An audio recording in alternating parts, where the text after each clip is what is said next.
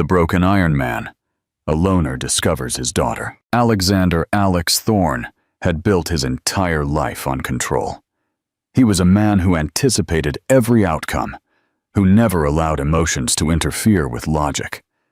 But it only took one night, a quiet dinner at an unpretentious restaurant, for his world to explode. The moment he heard the soft sob of a little girl, he didn't expect to care. The instant he saw her big blue eyes, his blue eyes, he didn't expect to feel anything. And when the child's mother turned, pale and paralyzed, whispering his name like a ghost from the past, Alex knew nothing would ever be the same. Because the little girl wasn't just a lost child. She was his daughter. And he had never known she existed. If you believe fate always finds a way to correct mistakes, leave a like right now. And if you're following this dramatic story of unexpected encounters, subscribe and hit the bell. Tell us in the comments, how would you react if you discovered a family secret of this magnitude? Chapter 1. The Shattered Calm.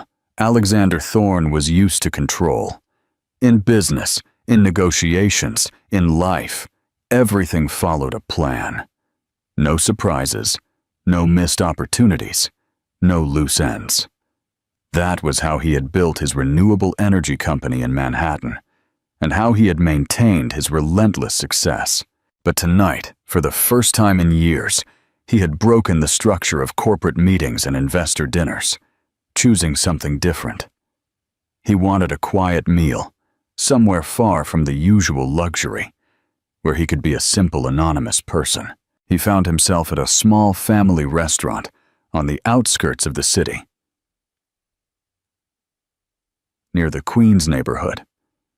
The place, called Maria's Hearth, was warm and cozy, with the aroma of freshly baked bread and grilled steak permeating the air. It was the kind of place where people weren't in a hurry, where laughter filled the booths instead of whispered business conversations. Waitresses flitted between tables, greeting regulars by name, and there was a palpable murmur of familiarity. Alex chose a table by the window, ordering a filet mignon and a glass of Bordeaux. He allowed himself an unusual moment to simply sit and breathe, looking around without the weight of deadlines. He found it strange how unfamiliar relaxation was. He was about to take his first sip of wine when a sound cut through the restaurant's soft hum, a low, trembling sob. He looked up, scanning the room until his gaze landed on a tiny figure near the counter. A little girl was sitting on the floor, her small shoulders shaking as she wiped her face with her tiny fists. She couldn't have been more than 4 years old.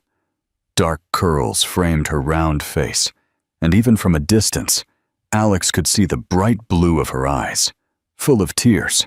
Something tightened in his chest. He wasn't the type of man to get involved in personal matters, much less the problems of strangers. But something about this child, sitting alone on the floor of a crowded restaurant, looking lost and scared, made it impossible for him to look away. He pushed back his chair and stood up, crossing the room in a few strides. He crouched down beside her, making sure not to startle her. "Hello," he said softly. "Are you okay?"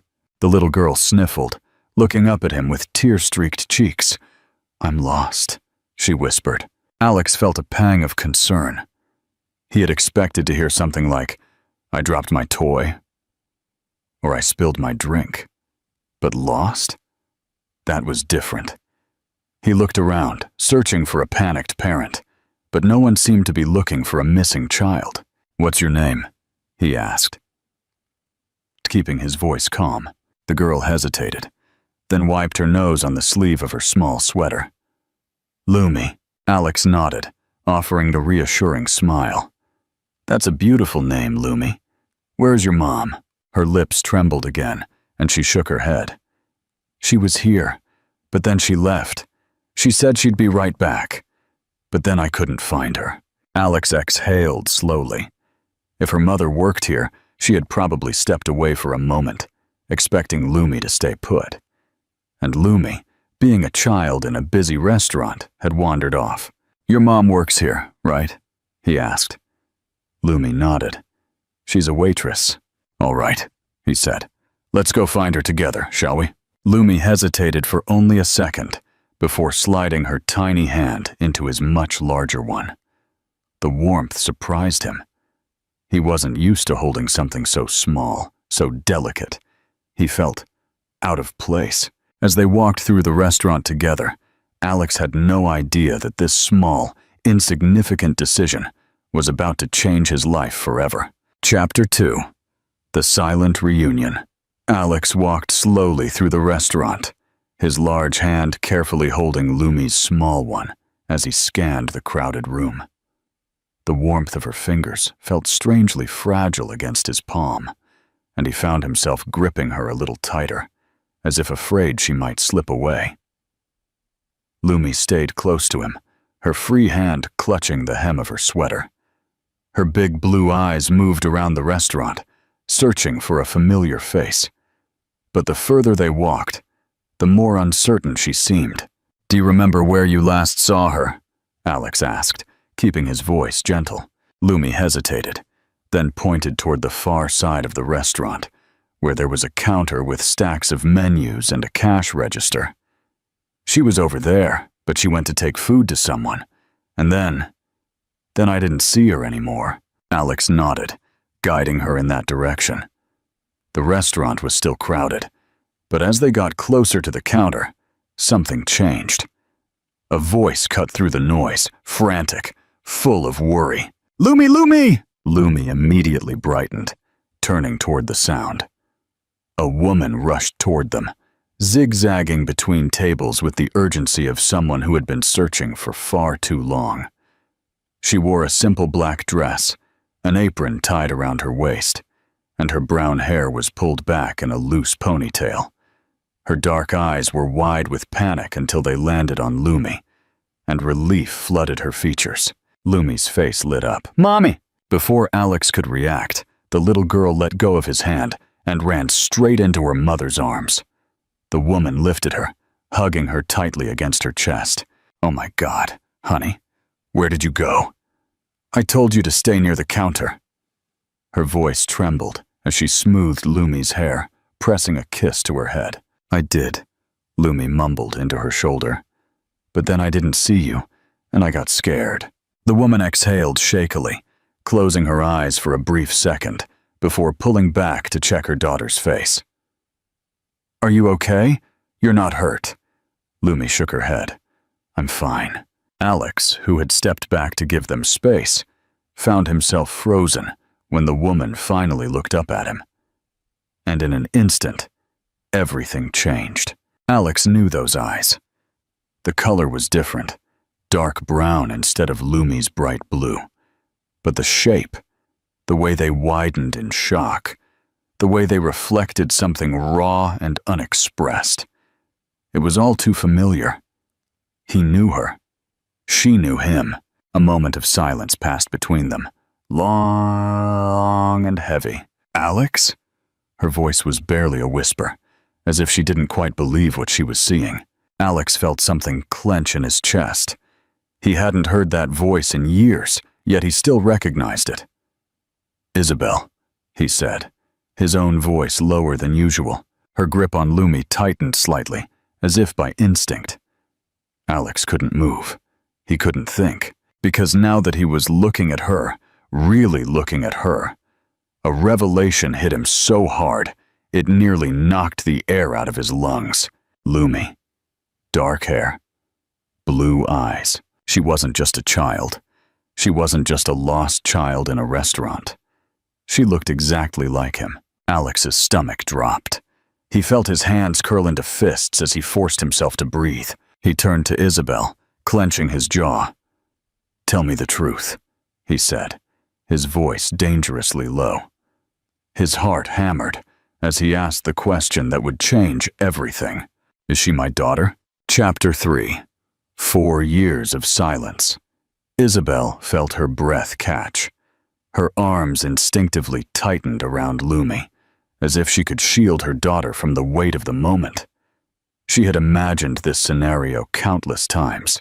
She had thought about what she would say if she ever saw Alex again. But she had never prepared for the reality. Alex was standing in front of her, his broad shoulders tense, his blue eyes fixed on her with an intensity that made her skin crawl. He had always had that presence, the kind that demanded answers without having to say much. But now, there was something different in his gaze, something raw, something she couldn't escape. "Is she my daughter?" His voice was calmer this time, but the demand in his tone remained. Isabel's heart hammered in her chest. She had always known this day would come. She just hadn't expected it to happen in the middle of a crowded restaurant, with Lumi's little arms wrapped around her neck, oblivious to the storm that was about to break. She swallowed hard, her throat dry. Lying was not an option. She had already hidden the truth for years, and she knew there was no way to deny it now, not when Lumi was right there, looking like a miniature version of him.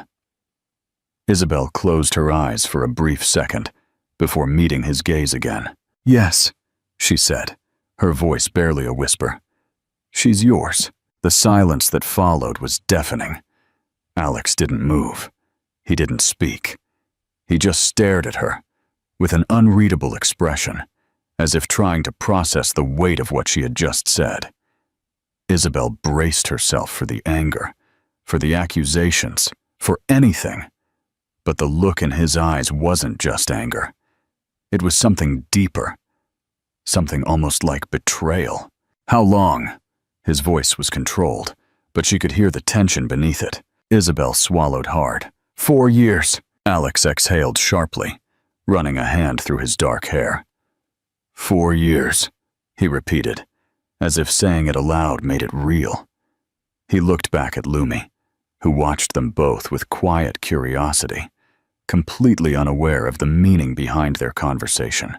"Why didn't you tell me?" His voice was lower now, but there was no doubt of the sharp edge in it. Isabel's fingers curled slightly against Lumi's back. "Because you had your whole life ahead of you," she said, forcing her voice to be steady.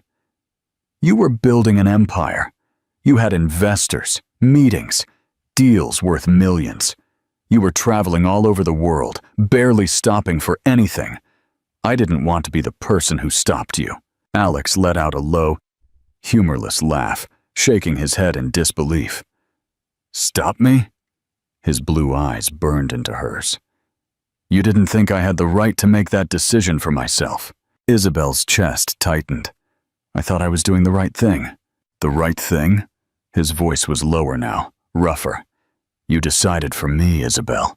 You decided I didn't deserve to know my own daughter, that I didn't deserve to be there for her." Isabel flinched for a second, but then her jaw tightened again. "You weren't ready, Alex. I knew it. You knew it. You were working 18-hour days, traveling the world, building your company. You barely had time for yourself, let alone a baby." Alex took a step closer, his blue eyes burning into hers. "That doesn't mean I wouldn't have tried." Isabel slightly flinched at his words, but she didn't look away. "I thought I was doing the right thing," she whispered. "Well, you weren't," he said, his voice calmer now, but no less intense. "You hurt both of us." The silence stretched between them, laden with everything left unsaid. Alex inhaled deeply, forcing himself to think past the anger, past the resentment. He couldn't change the past. No matter how much he wanted it, no matter how much it consumed him, those 4 years were gone. But Lumi wasn't. His voice was firmer when he spoke again. "I'm not walking away from her, Isabel." Isabel swallowed hard, nodding. "I didn't expect you to." Alex studied her, looking for any sign that she was still going to fight him. But all he saw was exhaustion, guilt, and perhaps something else, something akin to relief. He looked toward the counter, where Lumi was now watching them with quiet curiosity. Alex crouched down, meeting her at eye level. "Hello, Lumi," he said, his voice softer now. Lumi blinked up at him with big blue eyes. "Hello." Alex hesitated for only a second before asking, "Do you know who I am?" Lumi tilted her head slightly, as if studying him. Then she looked at Isabel, as if seeking confirmation. before looking back at him. "You're the kind mister who helped me," she said naturally. Alex let out a breath, nodding. "Yes," he said. "I'm the kind mister who helped you." He paused, his voice lower now. "But I'm also something else." Lumi's brow furrowed slightly, curiosity shining in her blue eyes. "What?" Alex swallowed hard. His throat felt tight. He had spent years closing himself off, keeping emotions buried under layers of business and control. But looking into his daughter's eyes, the eyes that were exactly like his, there was no room for anything but the truth. "I'm your dad," he said, his voice barely a whisper. Lumi blinked up at him, as if trying to process his words. She looked at Isabella, again, then back at Alex. "Really?" Alex forced a small smile, even though he felt his chest was about to collapse under the weight of everything. "Yes," he said. "Really?" Lumi stared at him for another long second, before a small smile tugged at the corner of her lips. "Oh!" Alex let out a breath he hadn't realized he was holding. Then, to his utter surprise, Lumi reached out her hand and took his. Alex felt his whole body freeze. Her fingers were tiny, delicate, warm. And for the first time in his life, Alexander Thorne, the man who had built an empire from nothing, the man who had never let anyone in, felt he had just found something more important than anything he had ever built. Chapter 4. The Emotional Negotiation. Alex stared at the small hand wrapped around his, feeling something shift deep inside him. Lumi's fingers were so tiny, yet they gripped his hand, with the kind of quiet confidence that tightened his chest.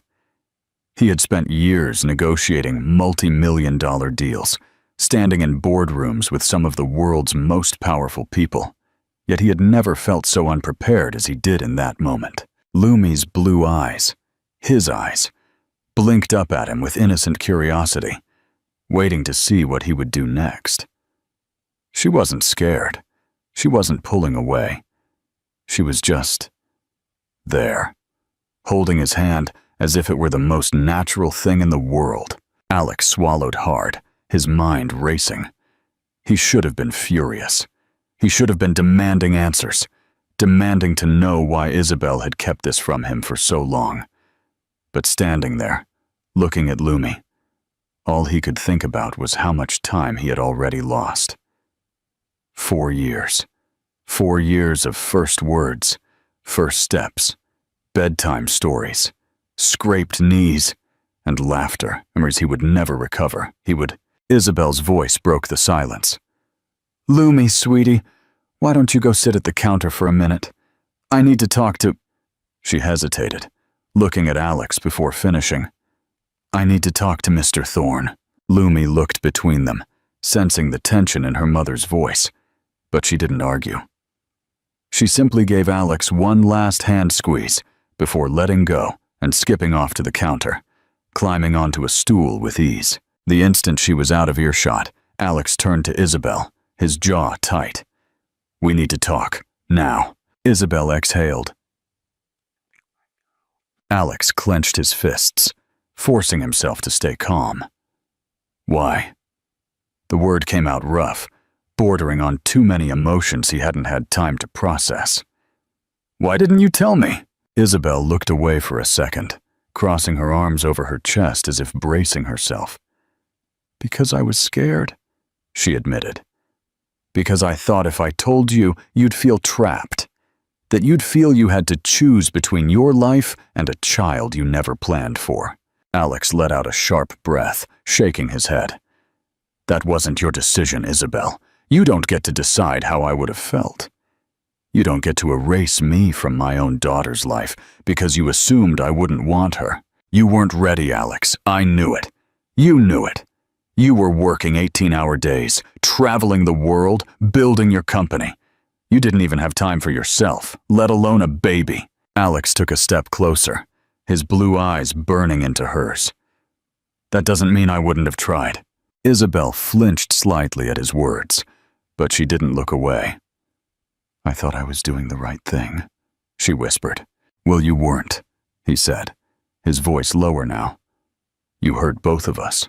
The silence stretched between them, charged with everything that was left to be said. Alex inhaled again, forcing himself to think past the anger, past the resentment. He couldn't change the past. Those 4 years were gone.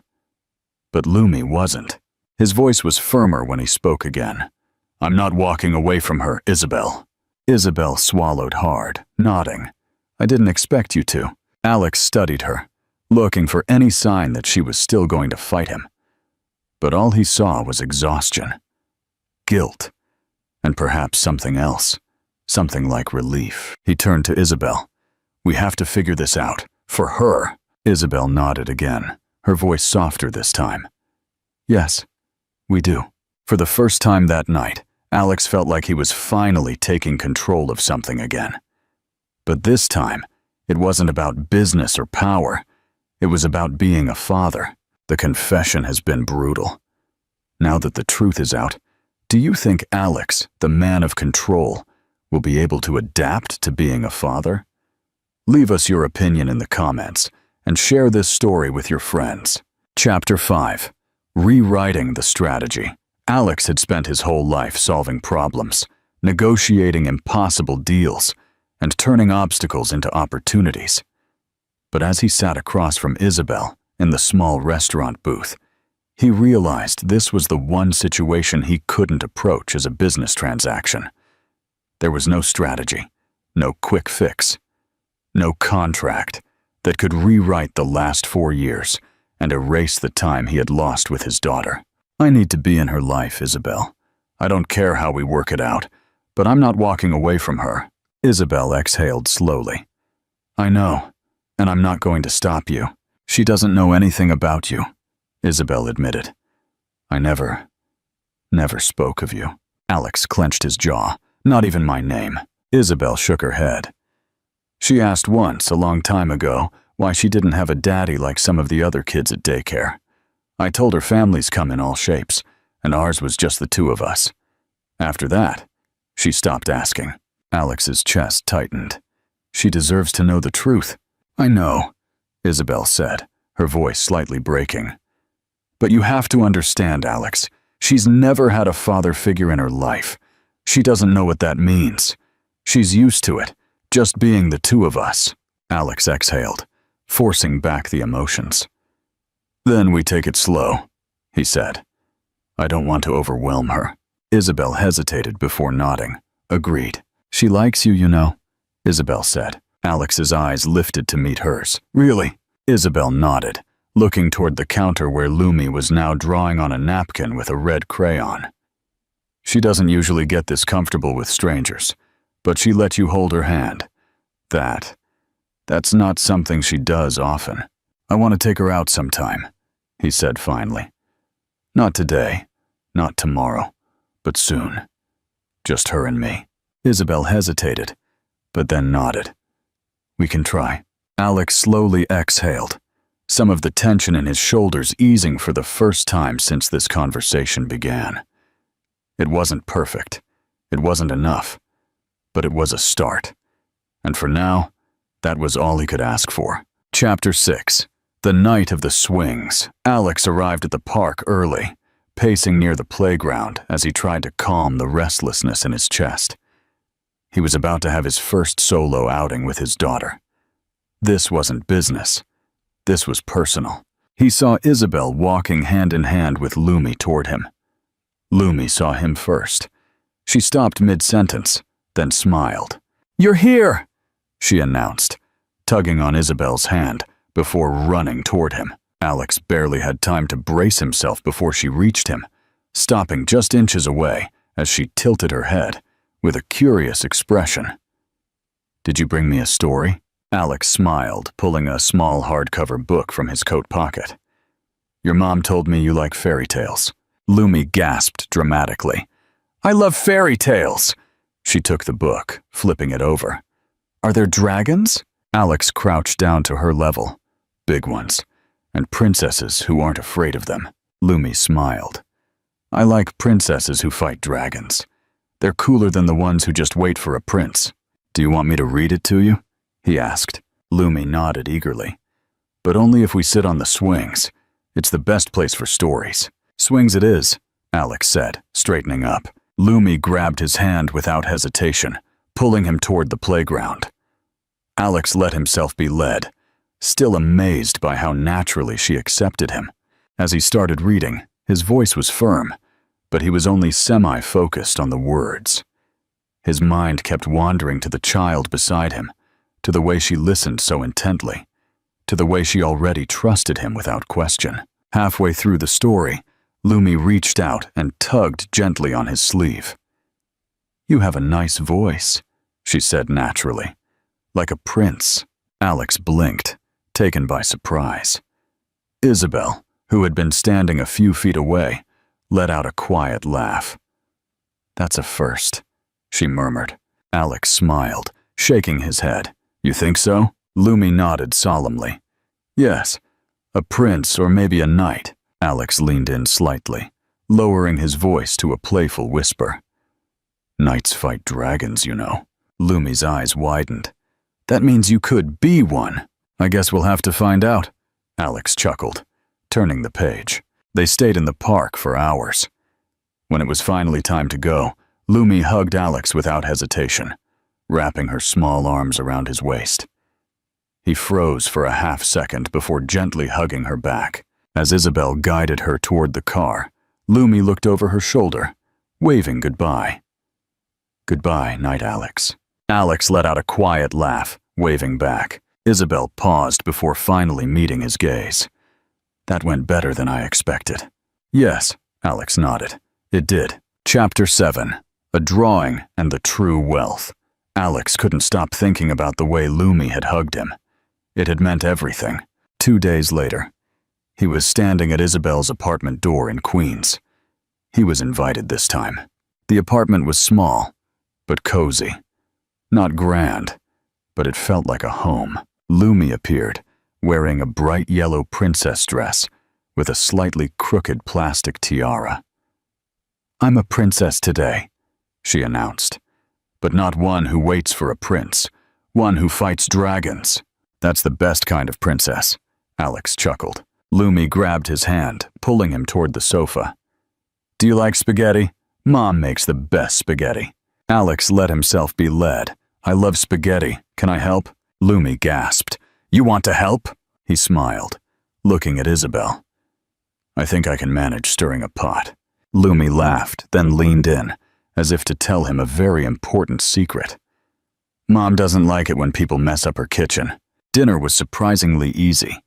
Lumi talked the entire time, filling every silence with stories. Alex listened, genuinely fascinated. Then came the moment he didn't expect. Lumi set out a pile of crayons and paper, drawing with intense concentration. She looked up at him, then to the paper before holding it up for him to see. It was a drawing. 3 stick figures, one clearly smaller than the others, all holding hands. There was a house in the background, a sun in the corner, and a big blue scribble above them that he assumed was the sky. She pointed to each figure. "This is me. This is Mom. And this," she tapped the tallest figure, "this is you." Alex stared at the drawing, something tight forming in his throat. He wasn't sure what to say, how to process the fact that, in her mind, he was already a part of her life. Isabel watched, her eyes softening when she saw the drawing. "It's a pretty incredible drawing," Alex said, forcing himself to speak. Lumi smiled. "Do you like it?" "I love it." Alex leaned back, realizing he had been wrong. He had spent his whole life chasing success, thinking that was all that mattered. But sitting here, seeing his daughter draw her family on a piece of paper, he realized he had been mistaken. He didn't just want to be part of their lives. He needed it. Chapter 8. The Iron Man's Promise. Lumi eventually went to bed. Isabel reappeared from the hallway, observing him. "She's already attached to you," she said softly. "You can't disappear." Alex met her gaze, something solid and unbreakable. breakable in his eyes. "I'm not going anywhere." Isabel studied him for a long moment before nodding. "Good night, Alex." "Good night, Isabel." As he sat there, listening to the faint sound of Lumi's laughter from her room as Isabel read her a bedtime story, Alex realized that, for the first time in years, he wasn't chasing something he could never reach. He was exactly where he needed to be. He turned to Isabel as she returned. "I know I have no right, but I need to ask you. Will you forgive me for the time I missed? And will you let me try to be the man and the father you both need?" Isabel looked at him, searching his eyes. "You need to show me, Alex. The world of Manhattan business is not the world of Queens life. My trust is not a quick transaction." "I know," Alex agreed, "but I'm here, and I will prove it." The Iron Man of Manhattan had crumbled, and in its place, he had found love and purpose. What do you think will be the greatest challenge for Alex? Adapting to the simple life in Queens, or dealing with the shock and judgment of the Manhattan elite when they discover his new family? Give a like if Lumi's drawing moved you. Share this video so more people know the true wealth of life, and leave a comment with your predictions for the next chapter. Until next time, don't forget to subscribe. Chapter 9. The Conflict of Worlds Continuation. Cautious, dramatic music. Welcome back. Alexander Thorne has found his true wealth in Queens, but the world of Manhattan doesn't forget its titans. Now, Alex must bridge the 7-mile gap between his high-control corporate life and the simple trust of his new family. Smash that like button if you think Alex should choose his family over his empire. Subscribe now and tell us, what is the biggest danger to Alex's new life? Part 1. The intrusion of Manhattan, the days following the confrontation, were defined by a tense, yet hopeful, routine. Alex began his Operation Integration. He drastically reduced his working hours, delegated meetings, and even canceled a major business trip to Tokyo. He found himself spending his mornings at Maria's hearth, drinking terrible coffee and watching Lumi's dramatic entrance for breakfast before driving her to a small, brightly painted daycare near Jackson Heights. Isabel maintained her distance. She allowed his presence but not his intimacy. She would watch him from the kitchen, a careful, analytical expression on her face, noting how he interacted with Lumi. She was testing his sincerity, looking for the first sign of the old, workaholic Alex to reappear. The first clash came swiftly. Alex had promised Lumi he would attend her daycare's mini mascot day on Tuesday. However, on Monday afternoon, his executive assistant, Mr. Wallace, arrived unannounced at Maria's hearth with a stack of urgent contracts. "Mr. Thorne, these documents are critical for the Solaris merger," Wallace whispered urgently, ignoring the strange setting. "The board needs your signature and final analysis by tomorrow morning. This deal is worth $50 million, sir." Alex felt the familiar pull of his old life, the adrenaline, the pressure, the sheer magnitude of the money. He knew the merger was vital for his company. "I need to leave now, Isabel," Alex said, already scanning the papers. "I'll be at the office all night. I have to miss Mascot Day." Isabel set down a damp cloth on the counter. Her dark eyes, usually weary, were now sharp with disappointment. "Of course, Alex. I expected as much. The $50 million deal is more important than a 4-year-old's expectations. I'll tell Lumi her knight got called away to fight a bigger dragon." The irony of her words, using the very language he used to connect with Lumi, cut him deep. "This is my job, Isabel. This is what pays for everything," Alex retorted, the stress making him sharp. "And this," Isabel gestured to the empty restaurant, "is our life, and it can't be bought by your $50 million deals. Go, but don't expect Lumi to believe in your fairy tales when you break your promises." Alex left, feeling a knot of cold guilt tighten in his stomach. He worked all night, closed the deal, and won. But the victory felt hollow. Part 2. The Strength of a Simple Promise. Didn't go home to his Manhattan apartment. He drove straight to Maria's hearth. He found Isabel alone, setting tables. "I signed the contracts," Alex announced, his voice tired. "The merger is a success." "Congratulations, Mr. Thorne," Isabel said, her voice flat, not looking up. "Lumi asked for you," she continued. She kept saying, "Where is Knight Alex? Did a mean dragon capture him?" "I am sorry, Isabel. I had to." "You made a choice, Alex. And for 4 years, I've had to be both the stability and the disappointment. I'm tired of having to explain your absence." Alex knew a simple apology wouldn't suffice. He pulled out his phone and made a call, pacing the small restaurant. "Wallace, cancel the Tokyo trip." "Yes, the entire trip. I'm grounding myself for 2 weeks. Yes, I'm serious. You will manage. I need 2 weeks of total availability." "No, I don't care about the shareholders. My family is the priority. Handle it." He hung up, feeling a huge wave of relief. He walked back to Isabel. "I canceled a major business trip to ground myself," Alex said. "I am here, Isabel. I am all in. But I need you to tell me what to do to earn your trust. Don't hide behind resentment anymore. Give me a task." Isabel looked at him for a long moment. She saw the genuine exhaustion and the fierce determination in his blue eyes. She knew this commitment was not a simple gesture. "Fine," she said, finally dropping her guard. "Lumi's daycare needs a new roof for their outdoor play area. It's been leaking for months, and they can't afford the repairs. It's not a contract, Alex. It's manual labor, dusty, cheap work. Fix the roof. If you can commit to something simple, without profit, just for Lumi's well-being, then maybe I'll start believing in your promises." Alex smiled, a genuine, relieved smile. "Consider it done, Isabel. Where is my tool belt?" What do you think of Isabel's request?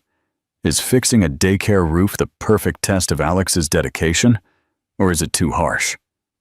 Tell us in the comments. Part 3.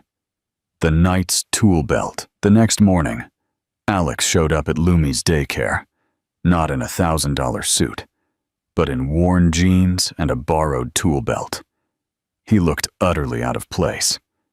The other parents, mostly working-class families from the neighborhood, stared at the massive SUV he drove and the intensity in his eyes.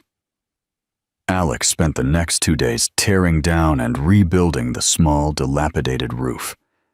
He learned how to measure lumber, how to use a nail gun, and how to ignore the constant discomfort of physical labor.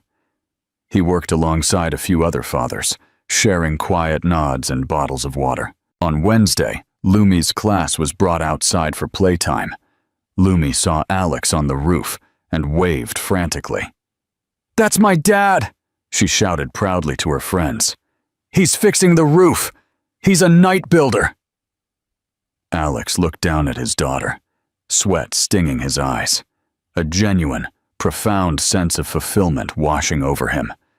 This feeling, this pride in his daughter's eyes, was worth more than any corporate merger. When he finished the roof, the daycare director offered him a check. Alex shook his head. "It's a gift from a grateful father," he said simply. That evening, Alex returned to Isabel's small apartment in Queens. He smelled of wood dust and sweat. He was exhausted, but smiling. Isabel looked at his rough hands, his dirt-stained clothes, and his tired face. She saw the sincerity in his eyes. "You did it," she whispered. "It was the best merger I ever closed," Alex chuckled. Isabel slowly approached him. For the first time, she did not flinch or put up a barrier. She reached out and touched his face gently. "I still have a long way to go to forgive you for the past, Alex," she admitted, her eyes vulnerable. "But I trust the man who built that roof." That night, for the first time since their reunion, Alex did not sleep on the sofa. Isabel led him into her small bedroom, not with passion, but with a quiet sense of shared commitment. They held each other, two broken people finally finding anchor in the face of a terrifying but hopeful future. Chapter 10. The Unveiling. 2 weeks later, the final test arrived. The unveiling. Alex had to return to Manhattan for a mandatory, high-profile board meeting. It was the moment he had to reveal his new life to the corporate world. He wore his best suit, but this time he wore a small hand-drawn picture of Lumi, her 3 stick figures, tucked into his inner jacket pocket. The meeting was tense. The chairman, Sterling, a ruthless corporate figure, questioned Alex's recent absence and the canceled Tokyo trip. "You missed a critical networking opportunity, Alex. Shareholders are concerned about your focus. What is the priority now?" Mr. Sterling's voice was sharp. Alex looked around the room, seeing the familiar faces, ambitious, ruthless, and entirely disconnected from his reality. "Gentlemen," Alex said, standing tall, "my priority has changed. 4 years ago, I became a father without knowing it. I recently discovered I have a daughter, Lumi, and I have a new priority: my family." The silence in the boardroom was absolute. A few executives chuckled dismissively. "A child from an affair, Alex?" Mr. Sterling sneered. "We run a billion-dollar company, not a daycare. This new distraction is unprofessional." Alex walked to the massive boardroom table and looked directly at Mr. Sterling. "Lumi is not a distraction. She is the reason I am more focused, more ethical, and more determined than ever. I spent my life chasing control and power, but I was empty. Lumi gave me purpose. I will continue to run this company with integrity, but if I am forced to choose between this board and my daughter, the choice is already made." Mr. Sterling, surprised by the firmness in Alex's voice, paused. He saw not the insecure young executive, but a man finally anchored by a fierce personal conviction. "Very well, Alex," Mr. Sterling conceded, after a long silence. "We will monitor your performance, but if this situation affects the bottom line, there will be consequences." Alex simply nodded. He knew the fight was just beginning. He left the boardroom, feeling the weight of the corporate world lift from his shoulders. He had been honest. He had chosen his daughter publicly. He drove straight back to Queens. He found Lumi and Isabel outside, playing with a small soccer ball. "Night, Alex," Lumi shouted, running to him. "Did you slay the dragons?" Alex knelt down, hugging his daughter close. "I did, Lumi. And now, the night is home." Isabel watched, her eyes shining with love and respect. She knew their life would be complicated, full of battles against Manhattan's demands. But she also knew that the man who had traded his million-dollar deal for a simple roof and his arrogance for honesty was a man worth loving. The legacy. Alexander Thorne learned that the greatest power in the world is not control, but vulnerability. He found that true wealth is not measured in balance sheets, but in the innocent embrace of a child. His journey from an Iron Man to a night builder was a testament to the fact that it is never too late to trade a profitable empire for a life of purpose and love. Thank you for following this incredible story of redemption and love. Final call to action. Subscribe to the channel for more stories about finding true purpose. Like this video if you believe a loving family is the biggest business success. Comment below. What should Alex's next act of service be for the Queens community to prove his commitment? Chapter 11. The Manhattan Counterattack Continuation Tense, High Stakes. Music welcome back, followers. Alex successfully chose his family over the boardroom, but the Manhattan elite doesn't forgive public humiliation easily. Now, the battle shifts from emotional commitment to legal warfare, testing if the Night Builder can defend his new life. Smash that like button if you stand with Alex and Isabel. Subscribe now and tell us, what legal move do you think Mr. Sterling will make next? Part 1. The Invisible War. The immediate aftermath of Alex's public declaration saw his life simplify, but the consequences from his former world were swift and brutal. Mr. Sterling, the chairman, could not fire Alex. His visionary leadership was too valuable to the Solaris merger, but he could make his life a living hell. The counterattack was financial and indirect. The board initiated a series of legal probes into Alex's delegated projects, claiming mismanagement of time and resources during his 2-week self-grounding. One morning, Alex received a subpoena at Maria's hearth. The charge: a shareholder lawsuit alleging that Alex's cancellation of the Tokyo trip and subsequent delegation had caused a $10 million loss in potential Asian contracts. The anxiety returned, cold and sharp. This was the kind of lawsuit that could consume a person, draining their energy, time, and fortune. Isabel found Alex pacing the small living room, the legal documents spread across the coffee table. He was back in his high-control mode, pacing, calculating, his jaw clenched. "They want to bury me in paperwork, Isabel," Alex growled, running a hand through his hair. "They know I'm the best at my job, so they're attacking me where I'm weakest, in legal bureaucracy. They want me to choose between fighting this and being here for Lumi."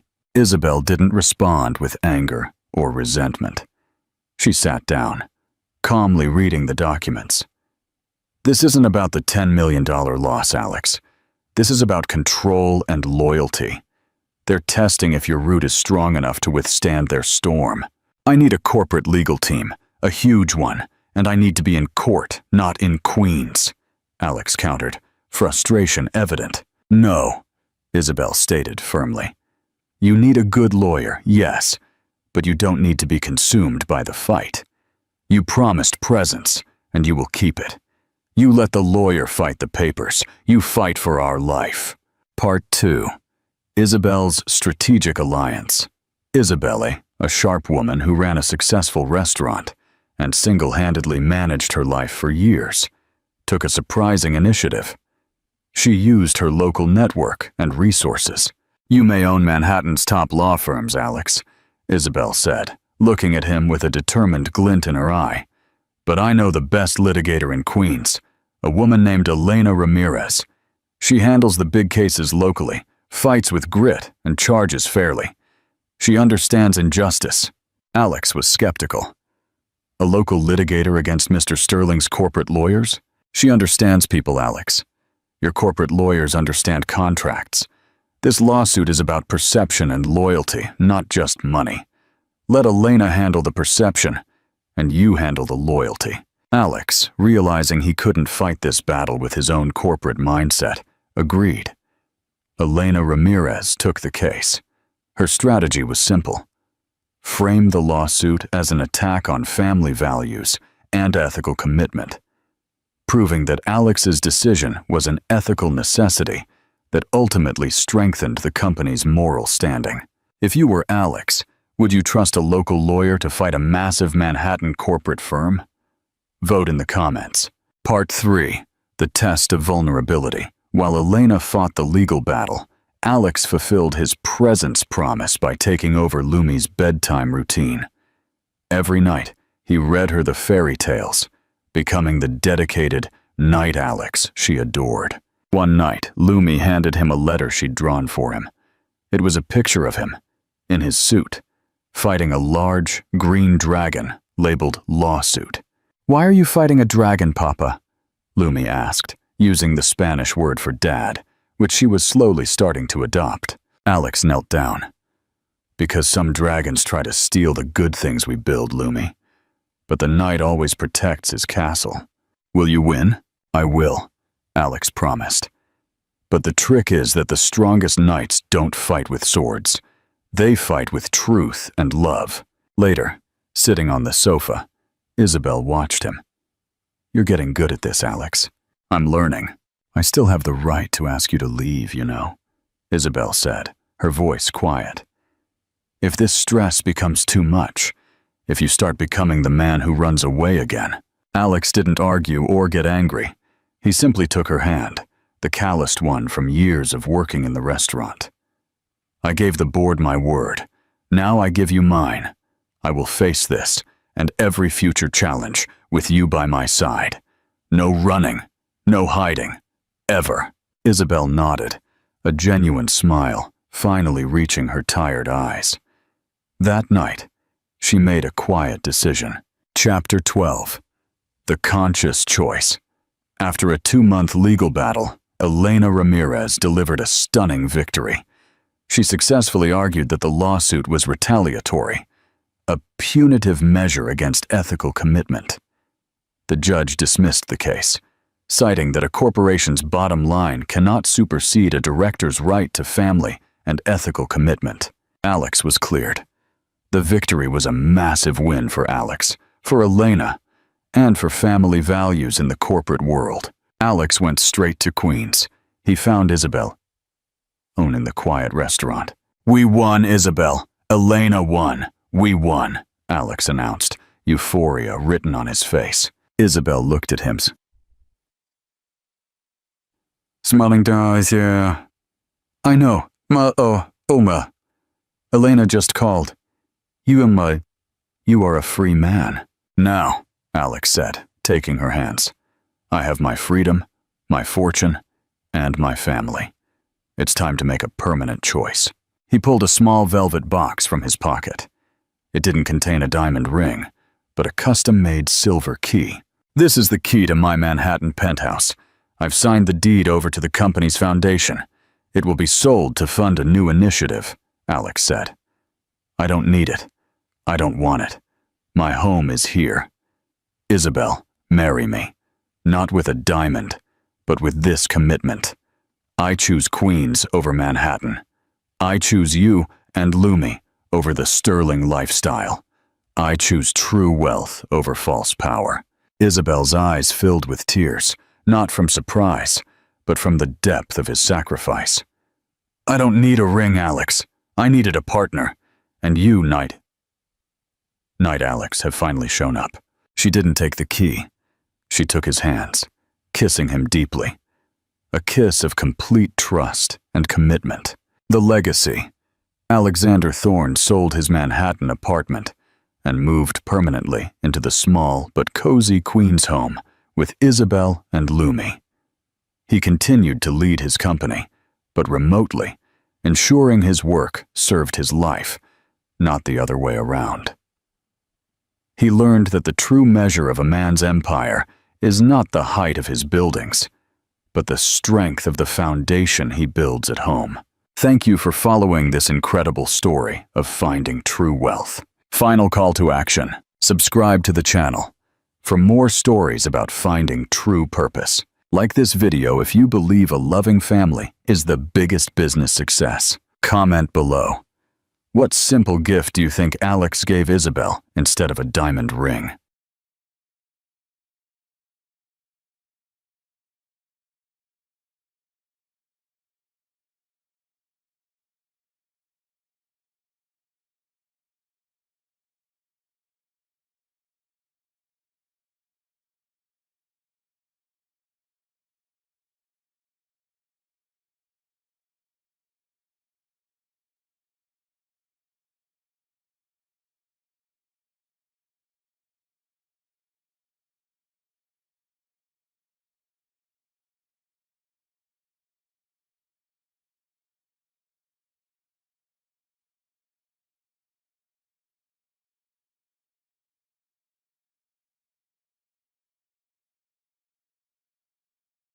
Subscribe now and hit the like button if you believe in unexpected connections. Comment below. What's the most surprising call you've ever received? The billionaire's despair and the cleaner's secret. No way! That's 3 nannies this week! Daniel Hayes paced his opulent London office, phone pressed to his ear. On the other end, his assistant stammered that the latest nanny had quit that very morning. Mr. Hayes, she said she just couldn't take the baby's crying anymore. She's never seen anything like it. Well, find another one. I don't care what it costs. Daniel slammed the phone down, running a hand through his hair. His daughter, Lily, was barely 8 months old, and since her mother's death 3 months prior, no nanny had lasted more than a few days. The baby cried incessantly, refused bottles, and wouldn't sleep at night. Meanwhile, downstairs, Sarah Miller was cleaning the living room windows. She'd arrived early that morning for the emergency cleaning job she'd been assigned. She needed the extra money to send to her grandmother in Jamaica. She'd been in London for 6 months and still felt like a stranger in Canary Wharf. The piercing cry of a baby made her pause. She looked towards the ceiling, frowning. That cry wasn't normal. It wasn't the cry of hunger or sleep she knew well from looking after her younger cousins. It was a cry of desperation. Sarah put down her cloth and climbed the stairs. The crying grew louder. She reached the first floor and saw a door ajar. She cautiously peeked in. A baby was in her cot, her face red from crying so much. Her tiny fists flailed in the air, and tears streamed down her cheeks. Sarah looked around. No one else was there. "Hello?" she called out. "Is anyone here?" No one replied. The baby's crying intensified. Sarah knew she shouldn't go in. It wasn't her job. But something in that cry tore at her heart. She approached the cot slowly. "Shh, my darling. What's wrong?" The baby's nappy was soiled, and her clothes were damp with sweat. Sarah found nappies and clean clothes in the nearby dresser. With gentle movements, she changed the little one and picked her up. There. Everything's going to be all right," she whispered, rocking her. The baby gradually stopped crying. Her swollen eyes slowly closed, and her breathing calmed. Sarah continued rocking her, humming a song her grandmother used to sing to her as a child. "What on earth are you doing?" Sarah startled. In the doorway stood a tall man in a dark suit, his expression furious. He was handsome, but his eyes held a coldness that intimidated her. The baby was crying, and who gave you permission to touch my daughter?"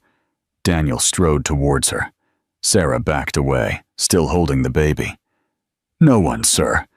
But she was... Give me Lily. Now." Sarah carefully handed over the baby. As soon as Daniel took her, Lily started crying again. Daniel tried to calm her, but the cries grew louder. "I don't understand. She calmed down with you," Daniel murmured, looking at Sarah strangely. Her nappy was dirty, and her clothes were wet. She must be hungry, too. Daniel looked at his daughter. It was true. He hadn't noticed the state she was in. "Have you looked after babies before?" "Yes, sir. My cousin's in Jamaica." Daniel extended his arms towards Sarah. "Take her again." Sarah hesitated but took Lily. Immediately the baby quieted. Her small hands clung to Sarah's blouse, and her breathing became steady. "What's your name?" Daniel asked, watching the scene with disbelief. "Sarah Miller. I work for the cleaning company." "Where are you from?" "Jamaica. I arrived 6 months ago." Daniel was silent, watching his daughter completely relax in the arms of this unknown woman. 3 professional nannies had failed, but this cleaner had achieved the impossible. "Prepare her bottle," he suddenly told her. "It's in the kitchen, downstairs." Sarah went downstairs with Lily in her arms. In the kitchen, she prepared the bottle as she had learned with her cousins. Lily drank the milk without a fuss, her little eyes fixed on Sarah's face. Daniel watched them from the doorway. For the first time in months, his house was silent. No desperate cries, no tension in the air. "What time do you finish your work here?" he asked. In an hour, sir. When you're done, come to my office. I have a proposal for you. Sarah nodded, not understanding what this man could want from her. She continued feeding Lily, feeling a strange connection with this baby she had just met. What do you think Daniel's proposal will be? Is he just desperate, or is there something more? Share your predictions in the comments below. Don't forget to like this video and subscribe for more unexpected twists. A new arrangement. Sarah knocked on the office door nervously. She had finished cleaning, and now she stood in front of Daniel Hayes' study, unsure what to expect. Maybe he was going to fire her for interfering. Come in. Daniel was sitting behind an enormous desk, reviewing papers. He looked up when she entered. Have a seat, please. Sarah sat in the chair in front of the desk, her hands in her lap. The office was elegant, with books and diplomas on the walls. She felt out of place. You have experience looking after children? Daniel asked directly. Yes, sir. I looked after my young cousins in Jamaica. I also worked with a family in Kingston before coming to London. Why did you come to London? Sarah hesitated for a moment. My grandmother is sick and needs expensive medication. I can earn more money here to help her. Daniel nodded. He opened a folder and pulled out some documents. Your employer gave me your references. She says you're responsible and reliable. I try to be, sir. What happened today with my daughter? Daniel paused, as if struggling to find the words. Lily hasn't stopped crying in weeks. No nanny has been able to calm her like you did. Sarah didn't know how to reply. Daniel continued speaking. I want to offer you a job, to be Lily's full-time nanny. Me? But sir, I'm not a professional nanny. I just clean houses. I don't care if you're professional or not. I care that my daughter is well. Daniel stood up and walked to the window. I offer you to live here in the staff quarters. You'll have every weekend off and a salary of £20,000 a month. Sarah's eyes widened in surprise. It was far more money than she earned cleaning houses. Sir, I don't know if I can. Why not? Looking after a baby is very different from cleaning. And if something goes wrong... Daniel turned to her. Look, Miss Miller, I've hired nannies with university degrees, with years of experience, with the best references. None lasted more than 3 days. You managed to make my daughter stop crying in 5 minutes.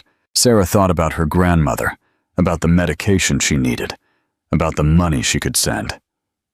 When would I start? Tomorrow. All right, I accept. The next day, Sarah arrived with a small suitcase. Daniel showed her to her room, which was simple but comfortable. Then he took her to Lily's room. Her routine is chaotic, Daniel explained. She eats at different times, doesn't sleep well at night. The last nanny said it was impossible. Sarah approached the cot. Lily was awake, waving her little hands. Hello, little one. Do you remember me? The baby made a sound that resembled a happy gurgle. Sarah picked her up, and Lily immediately calmed down. I'm going to create a routine for her, Sarah said. Babies need fixed schedules to feel secure. In the following days, Sarah established a strict routine. Lily had breakfast at 8, playtime at 10, a nap at 2, and dinner at 6. At night, Sarah sang soft songs until she fell asleep. The house completely changed. No more constant crying. Instead, there were giggles and baby babble. Sarah talked to Lily all the time, read her stories, and played with her on the living room floor. Daniel watched from afar. He would come home from work and find Sarah and Lily playing on the carpet, or Sarah preparing the baby's food while singing to her. It was an image he hadn't seen since Emma died. One afternoon, he came home early from work. He heard laughter from the kitchen and peeked in. Sarah had Lily in her arms and was making funny faces. The baby was laughing heartily, a sound Daniel hadn't heard in months. Looks like you're having fun, he said from the doorway. Sarah startled. Mr. Hayes, I didn't know you were here. I arrived early. How was Lily today? Very well. She ate all her baby food and slept for 2 hours. Daniel approached and reached out for his daughter. Lily looked at him with curiosity, but didn't cry.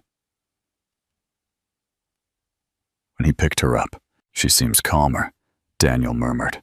"Babies sense when adults are nervous," Sarah said. "If you're calm, she will be too." Daniel looked at Sarah with a strange expression.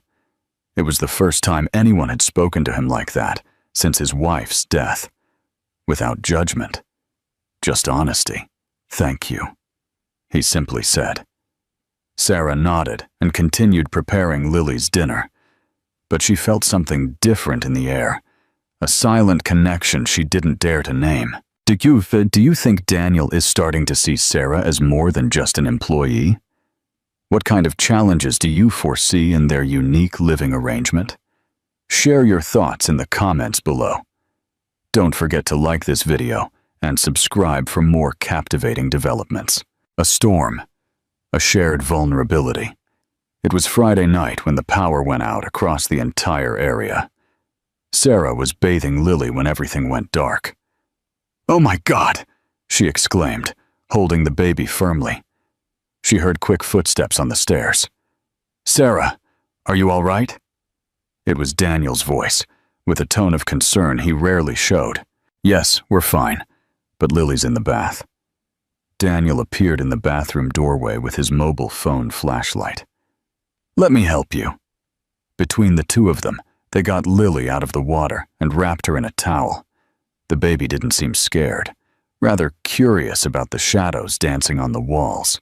"It must be a general power cut," Daniel said, checking his phone. "They say it could last several hours." They went down to the living room. Daniel lit some candles he found in the kitchen. The golden light filled the space, creating an intimate atmosphere neither of them expected. Sarah put Lily on her blanket on the carpet. The baby played with her feet, making happy cooing sounds. "She seems content," Daniel commented, sitting on the floor near them. "Babies aren't bothered by the dark as much as we are."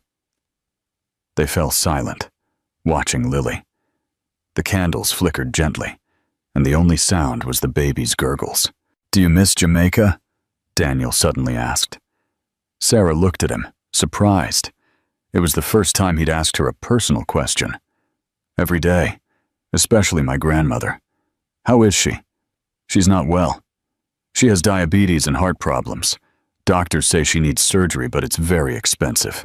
Daniel nodded, looking at the candle flames. "My wife was also sick for a long time before she died." Sarah remained silent. Daniel never talked about his dead wife. "What was she like?" Sarah asked carefully. Daniel sighed deeply. "Emma was full of life. She always had a smile. She always saw the good side of things. She was the complete opposite of me. Is that why you fell in love with her? Perhaps. Or perhaps she fell in love with me, despite how I am." Emily started to yawn. Sarah picked her up and began to rock her gently. "You're not as bad as you think," Sarah said. "You're just hurting." Daniel looked at her fixedly. In the candlelight, Sarah's eyes shone with a warmth he had forgotten existed. "How can you say that? You barely know me." "I know men who hurt because they want to hurt, and I know those who hurt because they're scared. You're the second kind." Sarah's words touched him in a place he had kept closed since Emma's death. He moved a little closer to her. "What am I afraid of? Of feeling something again. That if you let someone else in, you might lose them again." Daniel was speechless. This woman who came from another country, who cleaned houses to survive, had seen inside him better than anyone in months. "Lily's asleep," Sarah whispered. "Careful." She carried the baby to her cot. When she returned, Daniel was still sitting on the floor, looking at the candles. "Are you afraid of anything?" he asked. Sarah sat down again, this time closer. "Of many things. Of not being able to help my grandmother. Of not finding my place in this country. Of getting too attached to people I can't have." The last sentence hung in the air between them. Daniel looked at her and understood perfectly what she meant. "Sarah, don't say anything," she interrupted. "We both know this can't happen." But Daniel had already moved closer. His hand touched Sarah's cheek, gently. "And what if I don't care what can, or can't, happen?" Sarah closed her eyes at the contact. She had fought against these feelings for weeks. His wife died only 3 months ago. "I work for you. We're from different worlds. Right now, none of that matters to me." Daniel leaned towards her. Sarah didn't pull away. Their lips met in a kiss that was soft at first, full of doubts and questions. But then it grew more intense, as if both of them had been waiting for that moment without knowing it. When they separated, their foreheads were touching. Both were breathing fast. "This is wrong," Sarah whispered. "I know. It could be very complicated. I know." But neither of them moved. They stayed like that, holding that intimate moment in the candlelight, knowing that when the electricity returned, everything would change. And they were right. What do you think will happen when the lights come back on? Will Daniel and Sarah acknowledge what happened, or will they pretend it never occurred? Share your thoughts in the comments below. Don't forget to like this video and subscribe for the inevitable next chapter. The Reckoning and The Drive to Yorkshire. The next day, when the lights returned, Daniel was back to his usual cold and distant self. He treated Sarah like any other employee, as if the kiss had never happened. But both knew that something had changed forever between them. 3 weeks had passed since the night of the power cut. Daniel acted as if nothing had happened, but Sarah noticed how he looked at her when he thought she wasn't watching. His eyes said one thing, but his behavior said another entirely. That Tuesday, Daniel had left early for a business meeting. Sarah took the opportunity to deep clean the master bedroom, something she had been putting off. Lily was sleeping in her cot, so she had time. In the wardrobe, she found a cardboard box that was covered in dust. She carefully pulled it out and placed it on the bed. Inside were photos, letters, and personal items that had clearly belonged to Emma. Sarah hesitated whether she should go through the box. It wasn't her place, but as she cleaned around, Lily woke up and started to cry. She picked her up and brought her into the room so she wouldn't be alone. Lily saw the open box and stretched out her little hands towards the shiny objects. Before Sarah could stop her, the baby grabbed a black mobile phone from the bottom of the box. "No, my love, that's not a toy." Sarah tried to take the phone away, but Lily started pressing random buttons. Suddenly, the screen lit up. "Oh no, I hope it's not damaged." Sarah checked the phone to see if it was all right. The battery was low, but it worked. On the screen, several videos appeared. The most recent one was dated 2 months before Emma's death. Unintentionally, Lily touched the video, and it began to play. On the screen appeared a beautiful woman with brown hair and green eyes. She was sitting in the same room where Sarah now found herself. "If anyone is watching this, I'm probably not here anymore," the woman said in the video. Sarah froze. It was Emma, Daniel's deceased wife. "Daniel, if it's you who finds this video, forgive me for not telling you the truth sooner."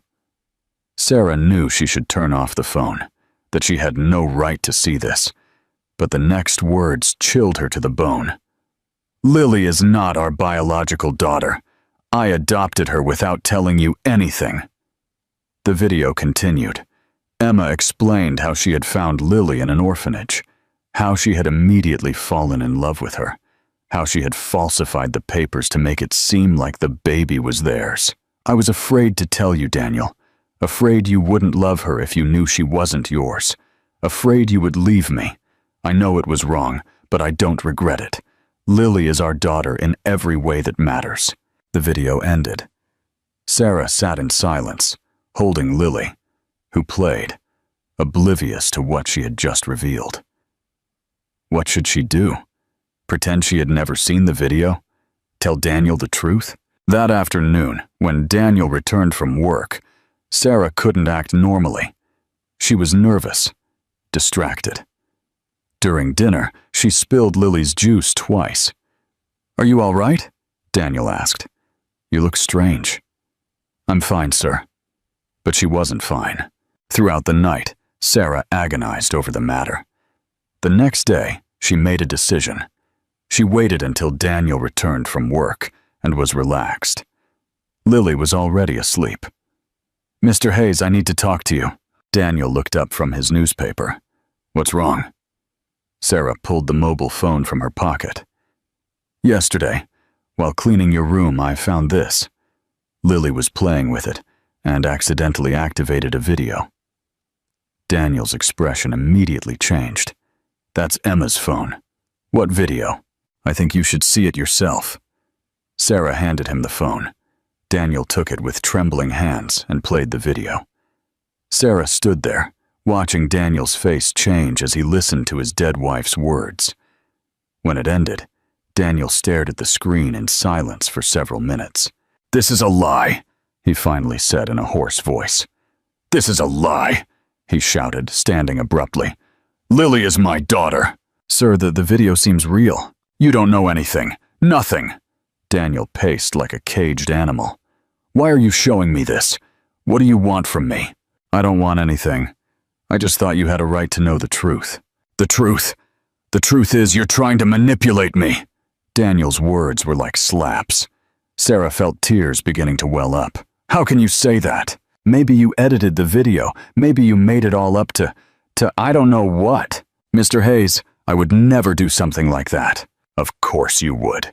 You've been acting strangely ever since that night. You thought you could use this to manipulate me." Sarah could no longer hold back her tears. "I just wanted you to know the truth. I thought you had a right. The only right you have is to do your job and keep your mouth shut." Daniel approached her furiously. "I want you to leave. Right now. I never want to see you again." "What?"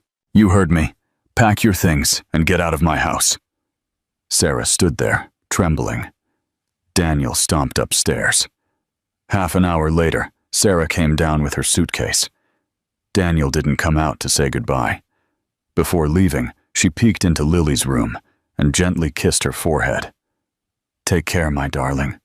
I'm going to miss you very much."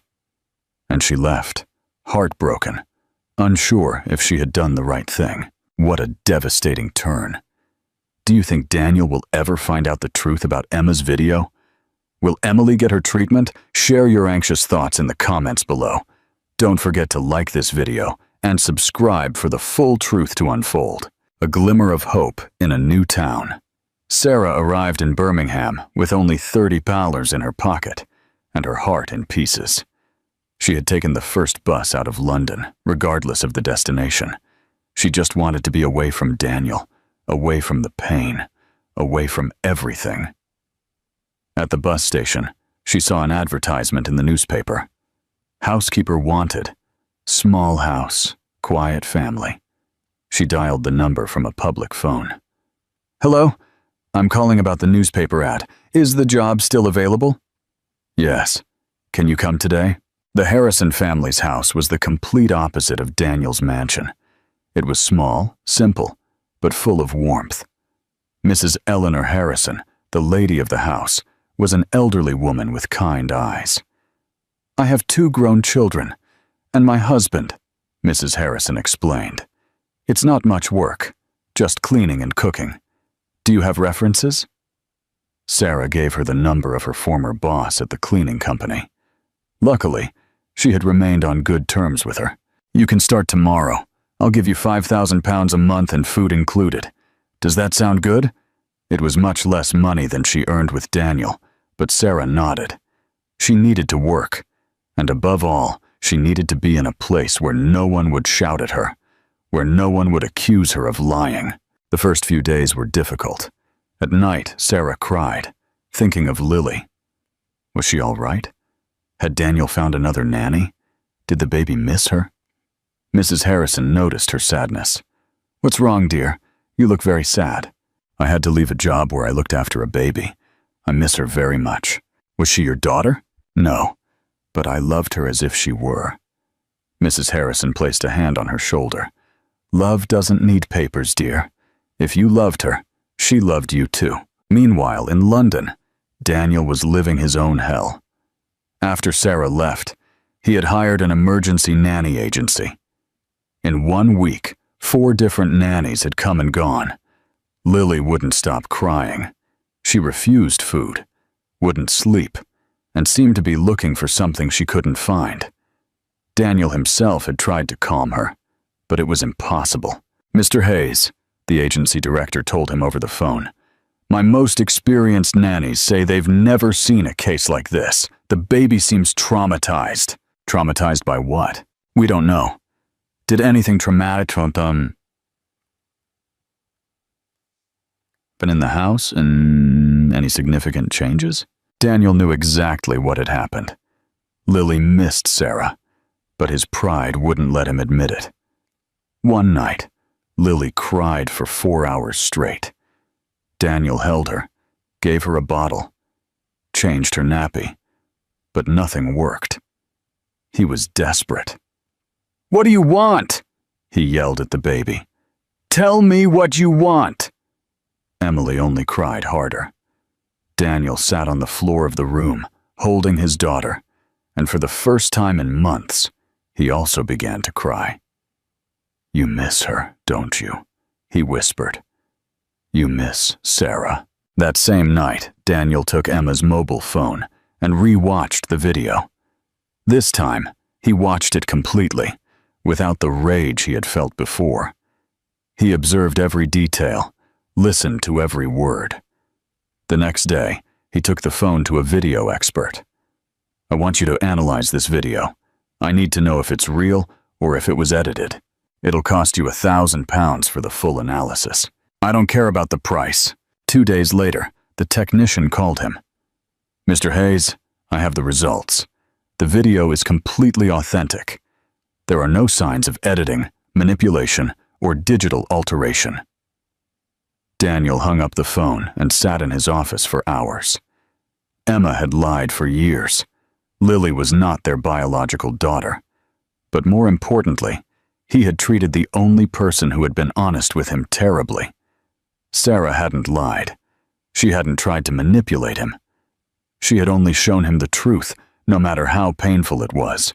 In Birmingham, Sarah had found some peace. The Harrison family treated her well.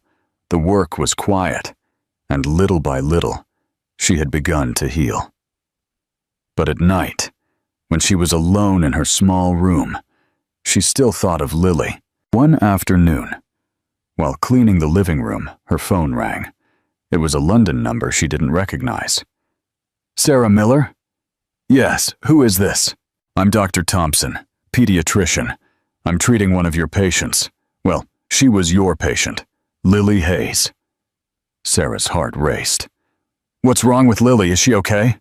"The baby is physically well, but she has symptoms of severe infant depression. Her father gave me your number. He said you were her nanny."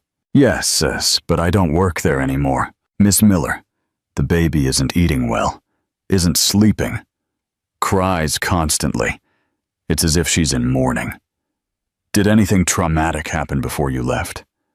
Sarah closed her eyes. It pained her to know that Lily was suffering. "Nothing traumatic happened. I just left suddenly."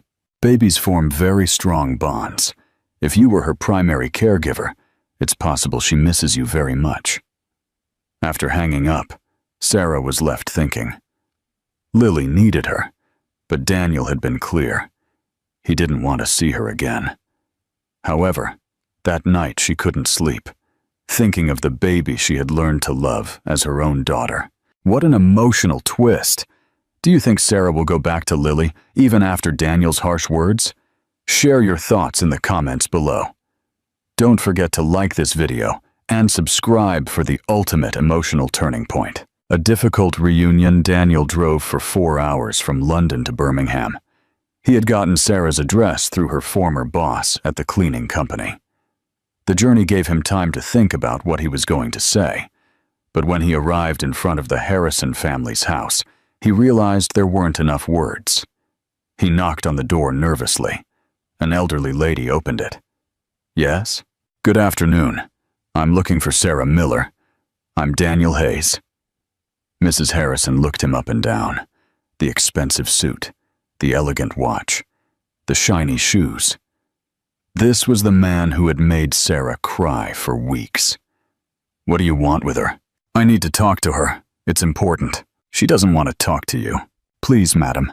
It's about Lily, the baby she looked after. Mrs. Harrison hesitated for a moment. Wait here. She closed the door and went to find Sarah, who was in the garden hanging laundry. My dear, there's a man at the door. He says his name is Daniel Hayes. Sarah dropped the shirt she was holding. Daniel was here? He says he wants to talk about the baby. Sarah froze. Part of her wanted to run to the door, but another part reminded her of the cruel words he had said to her. Tell him to leave. Are you sure? He looks very worried. Sarah closed her eyes. She thought of Lily, of the doctor's call. All right, but stay close, please. Sarah went to the door. Daniel was standing on the pavement with his hands in his pockets. He looked tired, as if he hadn't slept in days. Hello, Sarah. What do you want, Mr. Hayes? The Mr. Hayes hurt him more than he expected. Before, she used to call him Daniel when they were alone. I need to talk to you. With you? We already talked. Very clearly, in fact. I have nothing more to hear. The words came out with more pain than Sarah wanted to show. Daniel realized. You were right about the video. I had it verified by an expert. It's real. Sarah crossed her arms. And I was wrong. I was wrong about you. I was wrong yelling at you. I was wrong kicking you out of the house. Did you come all this way just to tell me that? Daniel sighed deeply. Lily is not well. Very unwell. She's not eating. She's not sleeping. She cries constantly. The doctor says she has depression. Sarah's eyes filled with tears, but she tried to remain firm. Get another nanny. She doesn't want anyone else. She misses you. And I miss you, too. The words hung in the air. Sarah wiped her tears with the back of her hand. She misses me, or she misses the employee who did her job well. I miss you, Sarah. The woman I kissed that night. The woman who made me feel alive again. But the next day, you pretended nothing happened. Daniel ran a hand through his hair. I was scared. Scared of betraying Emma's memory. Scared of feeling something for someone else. Scared of being hurt again. And now? Now I know I'm already hurting myself. And I'm hurting Lily. And I hurt you for no reason. Sarah remained silent for a long moment. What exactly do you want, Mr. Hayes? I want you to come back. Emily needs you. And you? Daniel looked her directly in the eyes. I need you too. Sarah shook her head. It's not that easy. You can't just come here, say some nice words, and expect everything to go back to how it was. I know. That's why I didn't come to ask you to come back as an employee. Then what? Daniel took a deep breath. I came to ask you to come back as part of the family, as the woman who might become my wife, if you give me the chance. Sarah looked at him in surprise. Are you mad? Do you think after how you treated me I can trust you? No. But I hope you'll give me the chance to earn it back. You called me a liar. You yelled at me. You kicked me out of your house like I was trash. And I'm going to spend the rest of my life regretting that. Sarah remained thoughtful. Part of her wanted to say yes immediately, but the hurt part needed more. If I come back, she finally said, things are going to be different. Different how? No more secrets. No more treating me like an employee one day and a woman the next. No more yelling at me when you're angry. And no more pretending I don't exist when it suits you. Daniel nodded. Agreed. And I want us to go slowly. Very slowly. First, I need to see that you've really changed, not just hear it. Sounds fair to me. Sarah looked at him for a long moment. All right, I'll come back. But for Emily, not for you. Daniel smiled for the first time in weeks. All right, for now, that's enough. Sarah went in to pack her things, wondering if she was making the biggest mistake of her life, or giving herself the chance to be happy she had always dreamed of. Do you think Sarah is making the right choice to go back? Can Daniel truly change? Share your thoughts in the comments below. Don't forget to like this video and subscribe for the heartwarming finale. Healing wounds. Building trust. The drive back to London was silent. Daniel drove, focused on the road, while Sarah looked out the window, nervous about what she would find. During the trip, Daniel told her about Lily's condition. The last nanny quit yesterday. She said she'd never seen a baby so sad. She hasn't eaten well in weeks. Has she lost weight? A little. The doctor says if she doesn't improve soon, they'll have to hospitalize her. Sarah felt a pang in her chest. The idea that Lily was suffering so much tore at her. When they arrived at the house, Daniel carried Sarah's suitcase. Your room is still the same. I didn't touch anything. They went upstairs.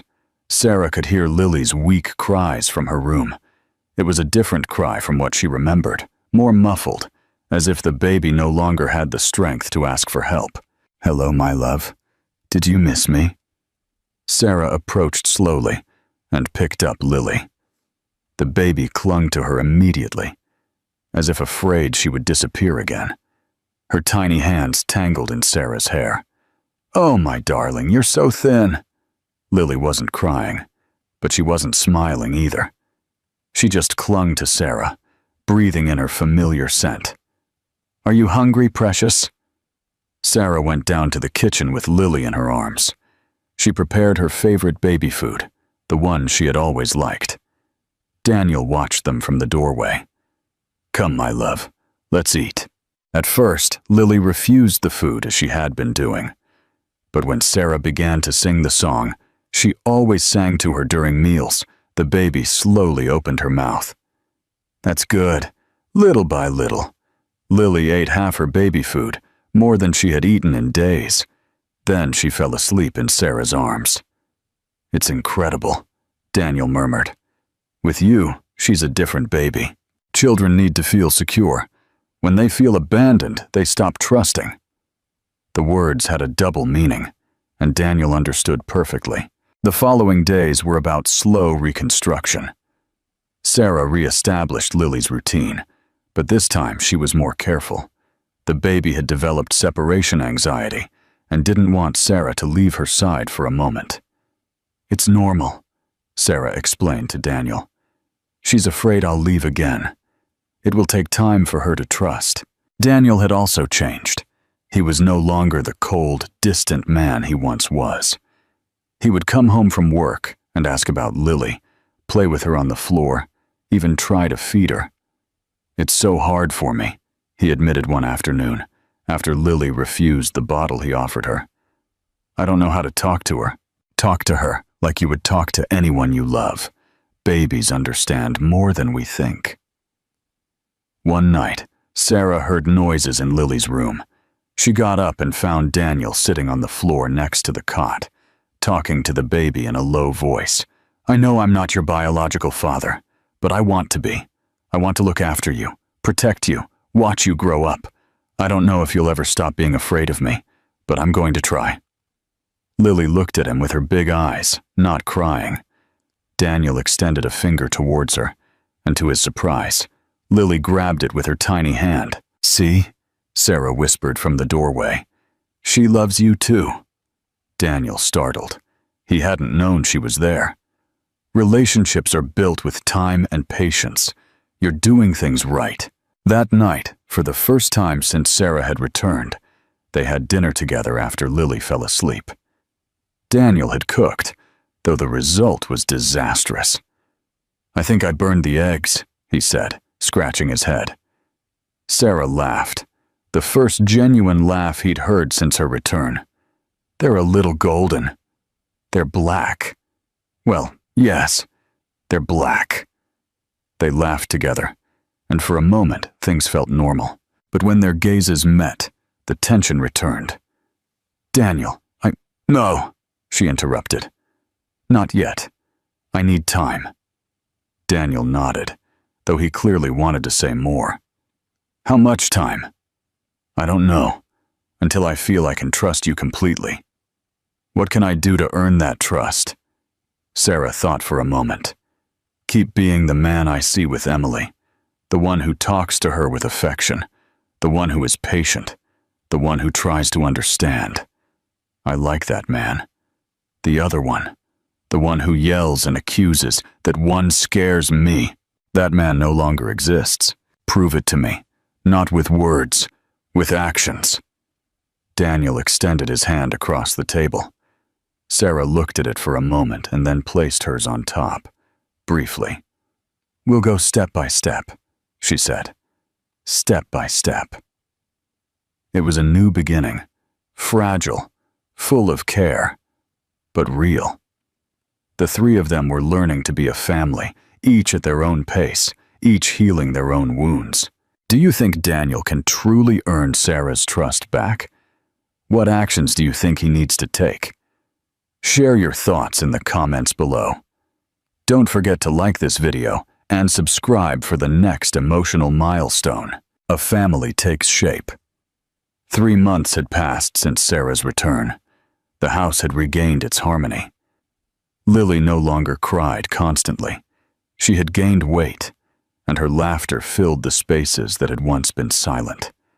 But more importantly, she had started to warm up to Daniel. One morning, as Sarah prepared breakfast, Lily crawled towards Daniel and clung to his trousers. It was the first time she had sought his attention of her own accord. "Daddy, Daddy!" Lily babbled. Daniel froze. Lily had said her first word, and it had been Daddy. His eyes filled with tears as he picked up the baby. "Did you hear that?" he asked Sarah. "I heard it. There's no longer any doubt about who her dad is." That afternoon, Daniel received a call in his office that would change everything. "Mr. Hayes, it's about the merger proposal with the Japanese company," his assistant said. "They need an answer today." Daniel had been postponing that decision for weeks. The merger would mean a lot of money, expanding the business internationally, but it would also mean moving to Tokyo for at least 2 years. "Tell them I need until tomorrow." That night, during dinner, Daniel looked distracted. "What's wrong?" Sarah asked. "You're very quiet." "I was offered a very big deal, but I'd have to move to Japan." Sarah stopped eating. "For how long?" 2 years, maybe more.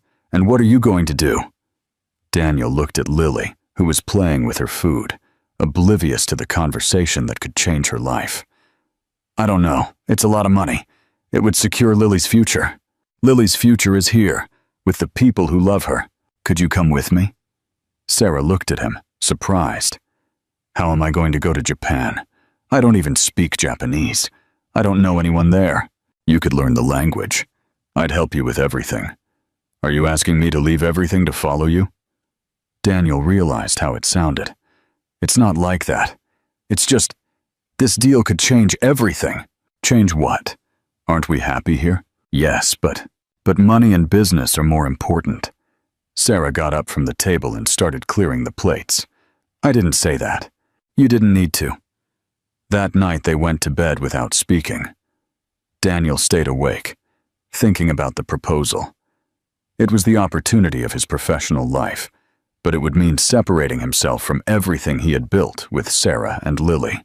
The next day, Daniel left for the office early without breakfast. Sarah stayed home, playing with Lily in the garden. "What do you think, my love?"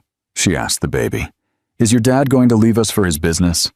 Lily only laughed and continued playing with her blocks. In the office, Daniel had the proposal on his desk. His partners had been pressuring him all morning. "It's the perfect opportunity, Daniel," said Richard, his main partner. "With this merger, we become an international company. And what if I don't accept? The offer won't be available forever. The Japanese have other options." Daniel thought of Sarah angrily washing dishes, of Lily saying, "Daddy," for the first time, of the quiet evenings the three of them had dinner together. "Give me 1 more hour." He left the office and drove home. He found Sarah giving Lily lunch. Both looked up when he entered. "Have you decided?" Sarah asked without looking at him. "Yes." Daniel sat opposite them. "I'm going to reject the proposal." Sarah looked at him, surprised. "Seriously? Really? I realized something this morning.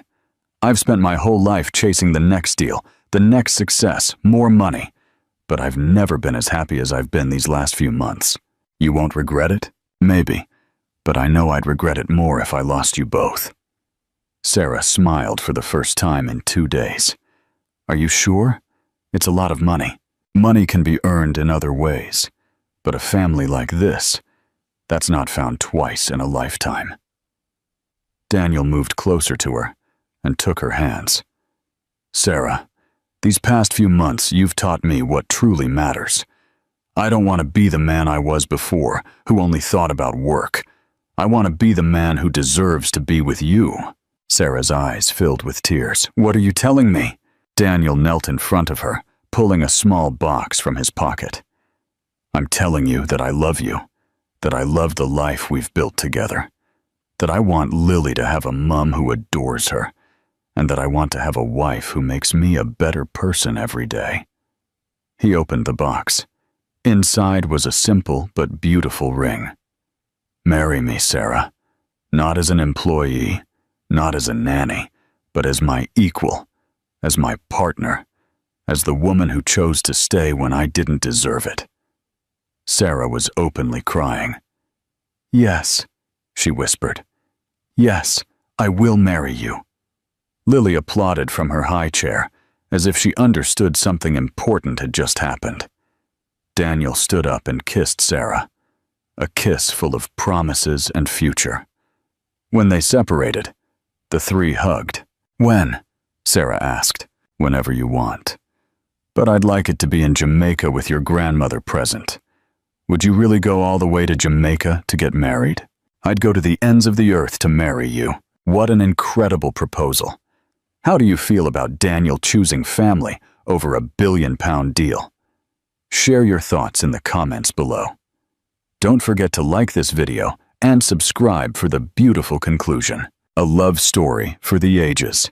2 years later. "Emily, no! The eggs don't go on the floor!" Sarah laughed as she watched her 3-year-old daughter try to help with breakfast. The little one had insisted she wanted to cook like Mum, but her idea of cooking involved throwing ingredients all over the kitchen. "I help, Mommy," Emily said in her sweet little voice, climbing onto a chair to reach the hob.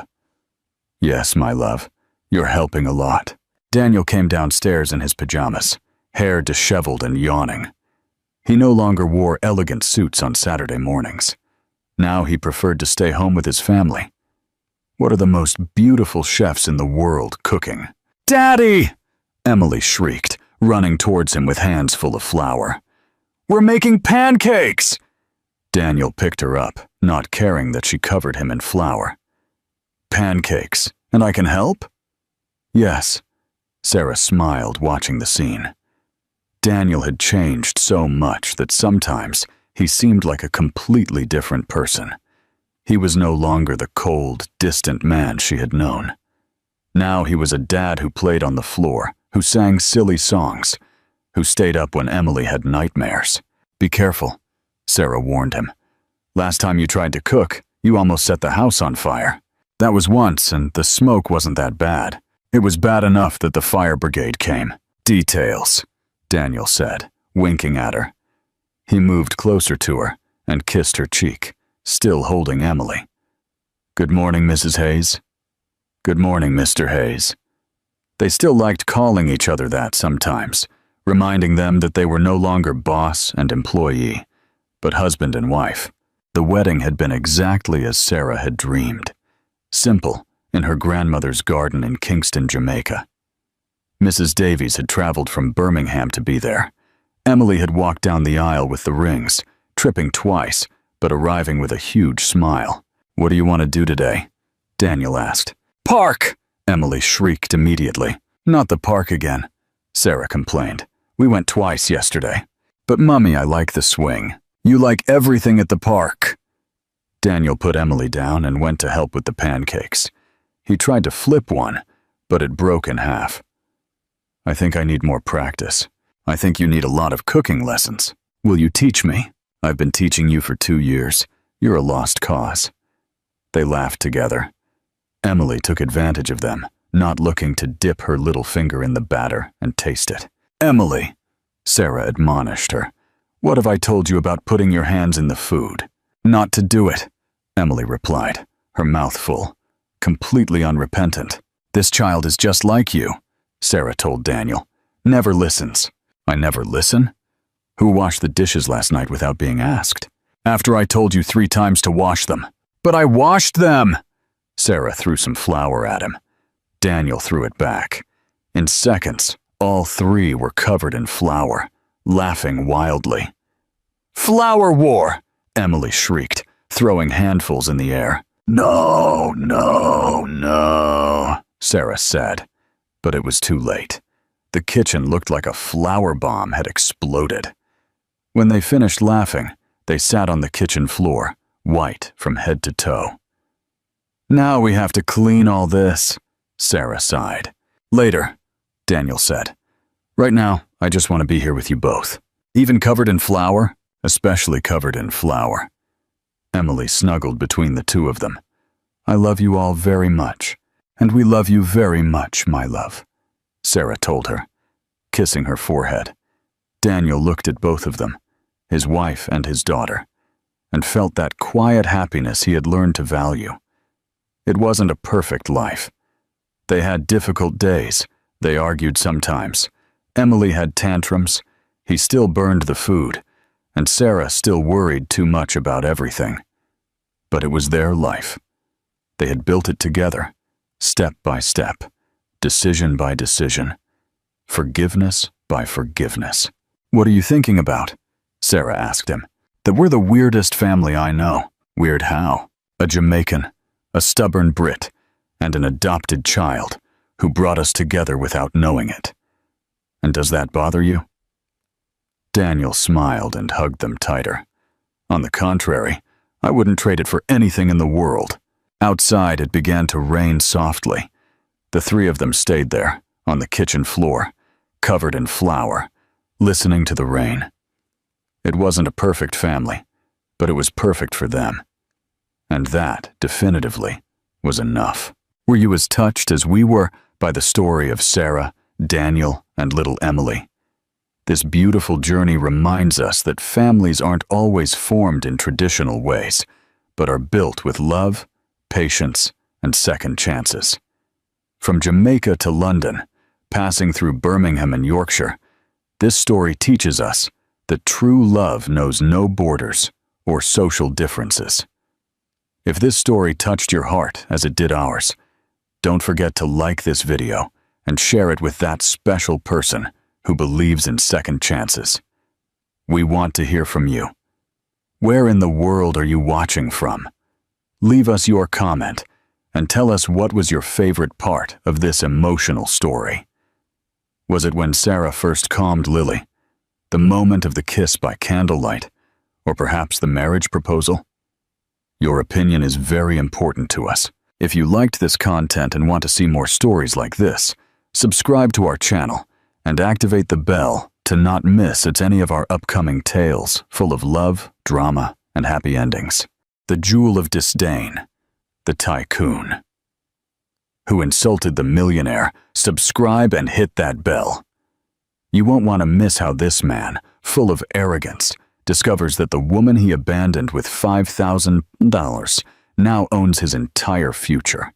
Warning: this story contains a jaw-dropping plot twist, public humiliation, and the sweetest revenge ever served. The world stops for her. The lobby of the Crucible restaurant was a cathedral of wealth, all muted tones and polished dark woods. Mark Durant adjusted his tie, the silk chafing his neck. He was trying to impress his new girlfriend, Tiffany, and this was the perfect setting. It's all about access, babe, he whispered, leaning in. The people who eat here run the city. He was boasting about his biggest career break, a new commission that would finally put him in the 7-figure club. He raised his champagne glass, just as the entire restaurant seemed to hold its breath. A woman was being escorted toward the private VIP section, and when she turned, Mark's world tilted on its axis. It was his ex-wife, and she was wearing a diamond ring the size of a small planet. The new world and the dead weight. Mark Durant, 42, loved the sound of the crucible. It was the murmur of power, the discreet clinking of fine crystal, the rustle of bespoke suits. This was his new world, the one he deserved, the world for which he had discarded his old life. Across from him, Tiffany, her 24, vibrated with excitement. In her vibrant red dress, she was the perfect accessory. "I still can't believe you got us a table, Mark," she said, filming the chandelier with her phone. "They say the Crucible has a 6-month waiting list. It's not about the waiting list, Tiff. It's about who you know. And the maitre d', Mr. Brooks, knows I'm a serious player." Mark leaned in, lowering his voice. "The deal I'm closing is the big one, the Sentinel Tower. No one can get a meeting with the new owner, a mysterious entity.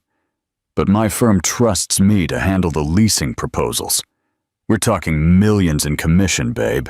"Mark, that's incredible. We could finally get that downtown apartment." "Apartment? Think penthouse."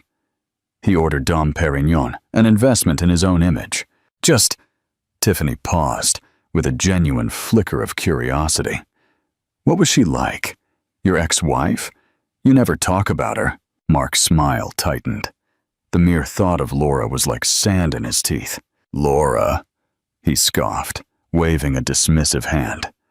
"What's there to talk about? She was comfortable, safe, boring. She was the type of woman who uses coupons. Her idea of a 5-star dinner was the corner Italian place. Lacked ambition.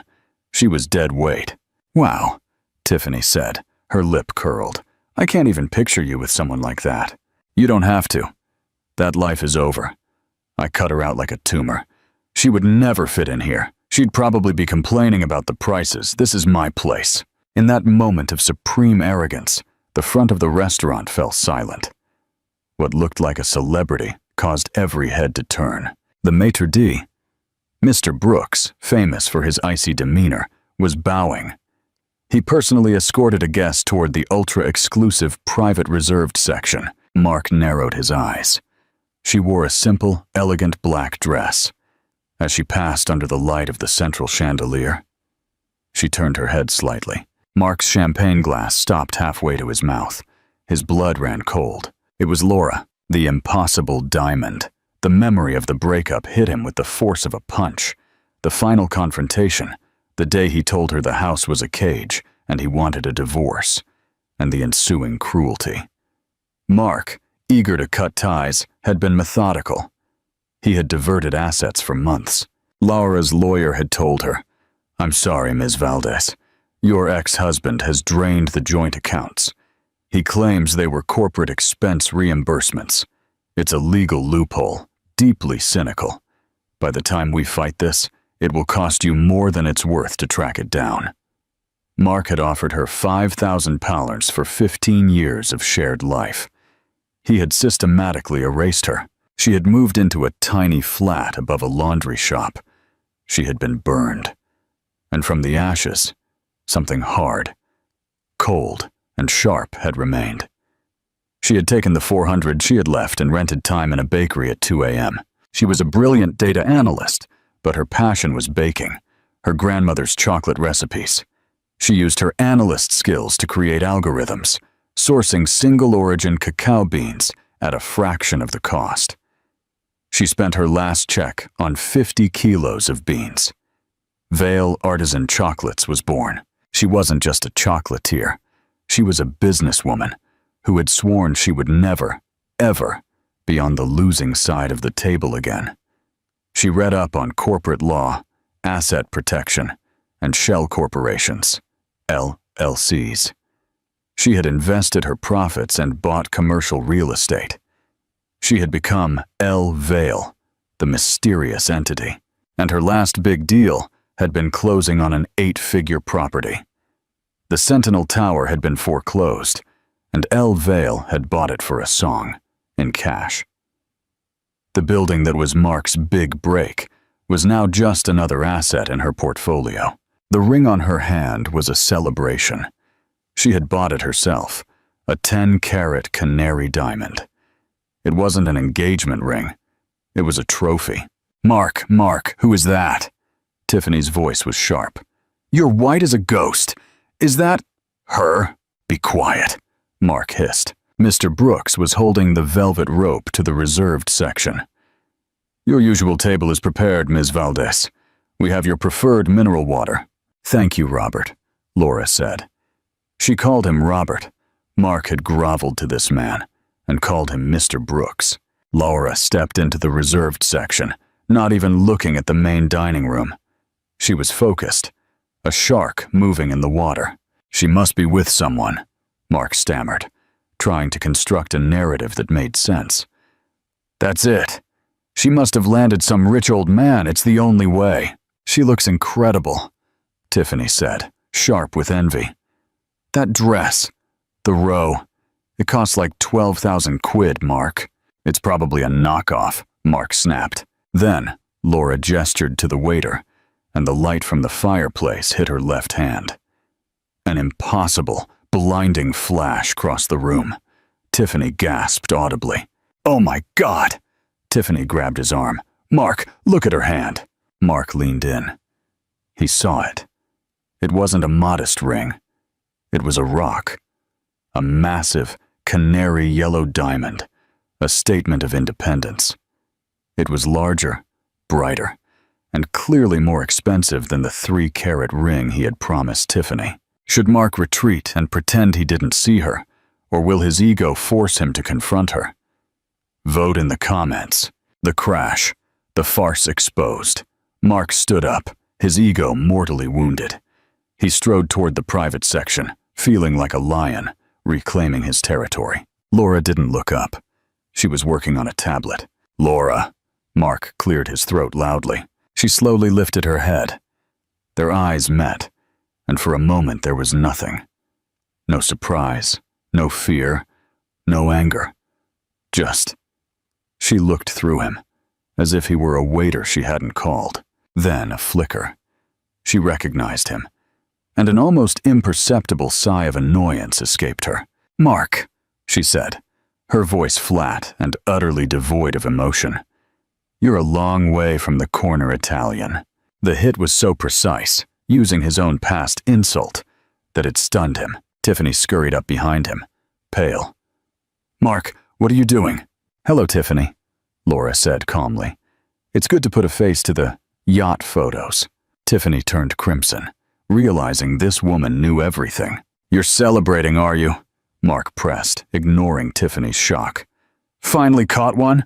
He must be very old and very rich to let you in here. And to buy you that?" Laura raised an eyebrow. "You haven't changed at all, have you, Mark? Still impressed by things you can't afford. Still thinking the only way a woman can own anything is if a man gives it to her. Come on." Mark gave a forced laugh. "Are you going to tell me you bought that yourself with tips from your data entry job? Did you sell a lot of cupcakes from that hobby of yours?"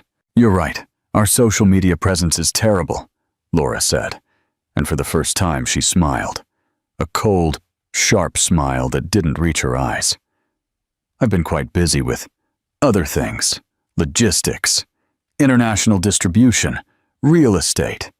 It's terribly time-consuming." "Who is he?" Mark demanded, abandoning all pretense. "Who bought you that ring?" Laura looked at Tiffany. For a fraction of a second, her expression softened into something that looked like pity. "There is no he, Tiffany." Then she looked back at Mark, her gaze hardening. "And as for the ring, yes, Mark, I bought it myself. For me." "Liar," Mark snarled, losing control. "That's a 10-carat canary yellow diamond. That's a £1,000,000 jewel." At that precise moment, Mr. Brooks materialized beside Mark. His voice was pure steel. "Mr. Durant, I must ask you to return to your table. You are harassing Ms. Valdez." "Harassing?" Mark yelled. "She's my ex-wife. We're just catching up." "Mr. Durant, I will not ask again. Either you return to your table, or I will have security remove you from the premises." "You'd throw me out." The public humiliation was unbearable. "Do you know who I am? Do you know the deal I'm closing? It's on the Sentinel Tower. The commission is more than your entire annual salary." The name had an instant effect, but not the one Mark expected. Laura dropped her calm. The look of indifference melted away, replaced by a cold, "Tarfukuoka." "The Sentinel Tower," she repeated, her voice dangerously quiet. "What deal are you closing, Mark?" He smirked, feeling he had finally touched her core. His world, his power. "Interested now, are we?" "Yes, my firm is handling the new leases. It's a huge deal. The new owner, an entity called El Vale. They're about to make me a very, very rich man." Laura stared at him. 10 silent seconds. Then, she did something Mark had never seen her do. She threw her head back and let out a rich, booming laugh that echoed through the silenced room. "Oh, Mark," she said, wiping an amused tear. "You truly have have no idea, do you?" "What?" he growled, his face turning purple. "What is so funny?" Laura stopped laughing and leaned in, her expression clinically precise. "El Vale, the mysterious entity. What do you think the L stands for?" Mark's blood turned to ice. He couldn't breathe. "What? What did you say, El?" "El Vale," Laura repeated, tapping her tablet as if speaking to a slow child. "For Laura Valdez. Me." The silence was a crushing void. Tiffany gasped. "I bought the building 3 months ago, Mark," Laura said, her voice as hard as slate. "All cash. The El Vale entity is my primary holding company. The Crucible," she gestured around the restaurant, "is my tenant. This building is my property." Mark staggered, grabbing the velvet rope to steady himself. "I make chocolates." Laura nodded calmly.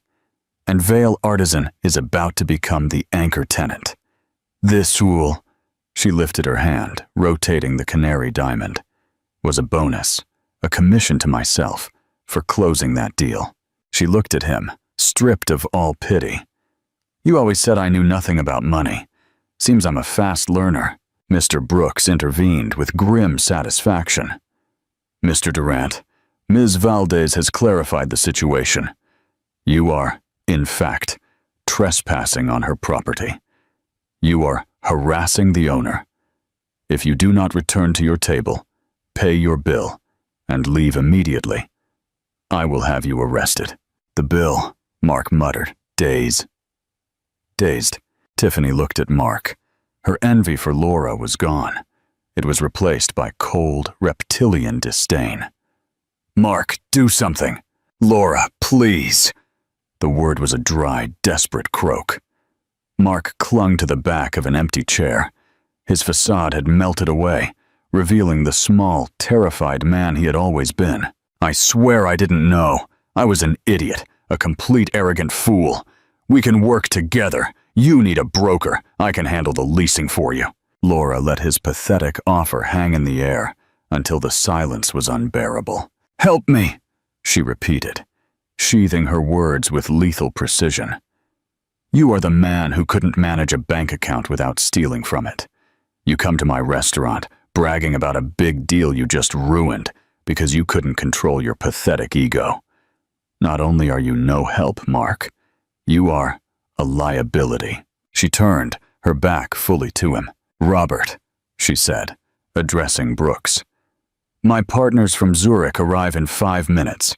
Please have a bottle of Dom Perignon P2, the 1998 vintage, not the swill Mr. Durant drinks, sent to my private conference room upstairs." She paused and looked at Tiffany. "A piece of advice, Tiffany. If you're going to be a gold digger, make sure you look for actual gold, not just brass." Then, she looked at Mark one last time. Her face was utterly empty. "Have a good life, Mark, or don't. Honestly, I don't care." She disappeared through an unmarked door. Door in the back. Mark stood there.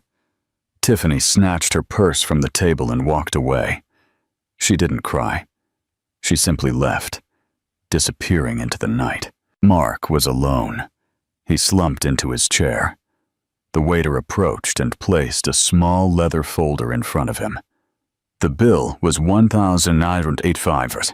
His bank balance was 1,000 toad. He had maxed out his credit cards on the champagne and the diamond bracelet for Tiffany. He was trapped. He was about to be arrested for theft of services. As he sat paralyzed, the waiter returned. He placed a small, impossibly elegant black box on the table. A simple gold V was embossed on the lid. "Sir, I was asked to add this to your table, courtesy of the owner." Mark opened the box. Inside, nestled in black velvet, were two perfect, shimmering, dark chocolate truffles, dusted with edible gold. Mark looked at the chocolates. He looked at the bill.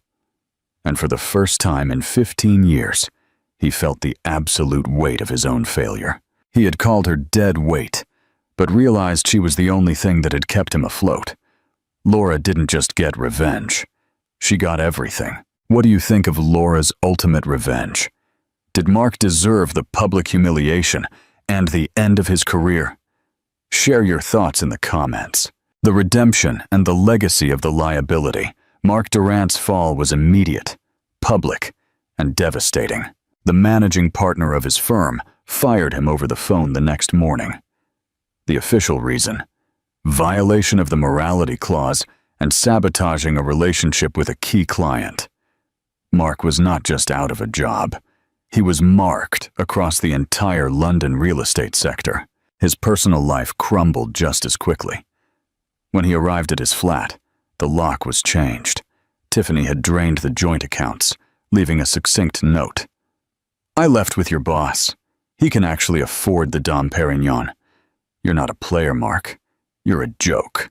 Mark ended up in a roadside hotel, alone, watching as London's digital gossip media ran the photo of his humiliated face at the Crucible, alongside headlines like, "The Deflated Tycoon, the Yellow Diamond Revenge."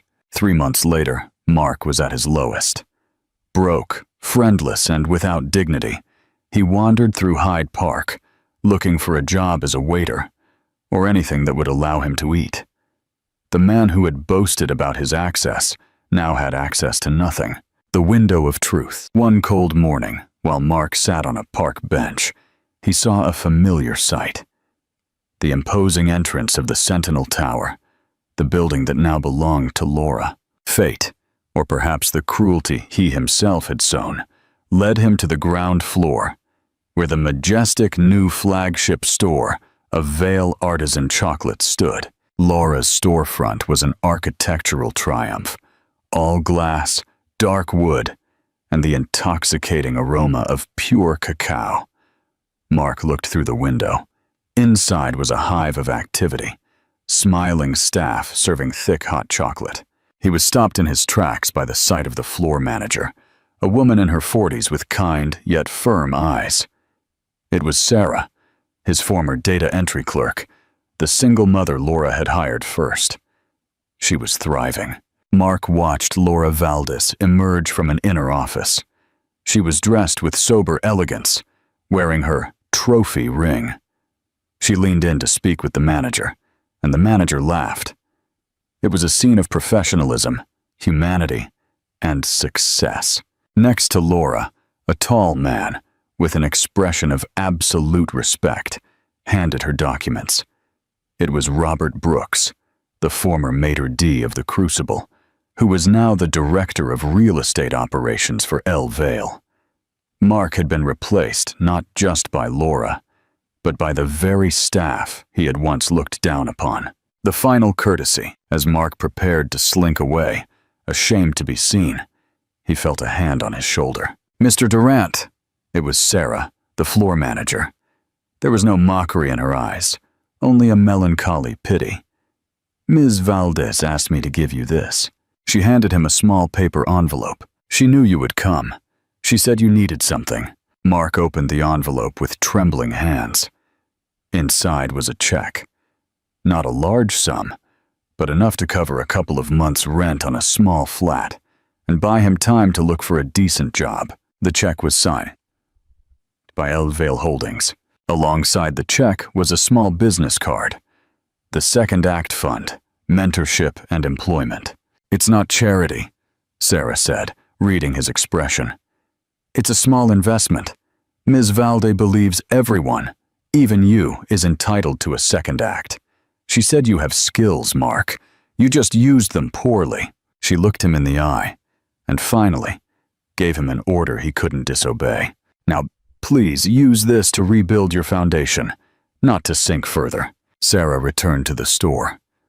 Mark was left with the check in one hand and the box of truffles Laura had given him that night, which he had kept in his inner suit pocket, in the other. Laura hadn't given him a second chance. She had given him the tool to build one himself. She hadn't saved him. She had given him the first ingredient. Mark Duran learned the most expensive lesson of his life. The only person who sank was not the one left with nothing, but the one who believed that wealth was measured by what you own, and not by what you build with integrity. The Redemption and the Legacy of the Liability, additional chapter. 3 years after his humiliation, Mark, now 45, founded his own micro firm, Fides Realty, Faith Realty. He specialized in helping small business owners find affordable office space in emerging neighborhoods, reversing the speculation model he had once championed. He became known for his brutal honesty and his refusal to overstate properties. Slowly, he earned a reputation. The man who wouldn't lie to you. One day, he received a small, unsolicited offer for a property his client wanted. The offer came from a Zurich-based holding company. Mark, adhering to his new firm's ethics, insisted on a meeting. The meeting took place in a central London law office.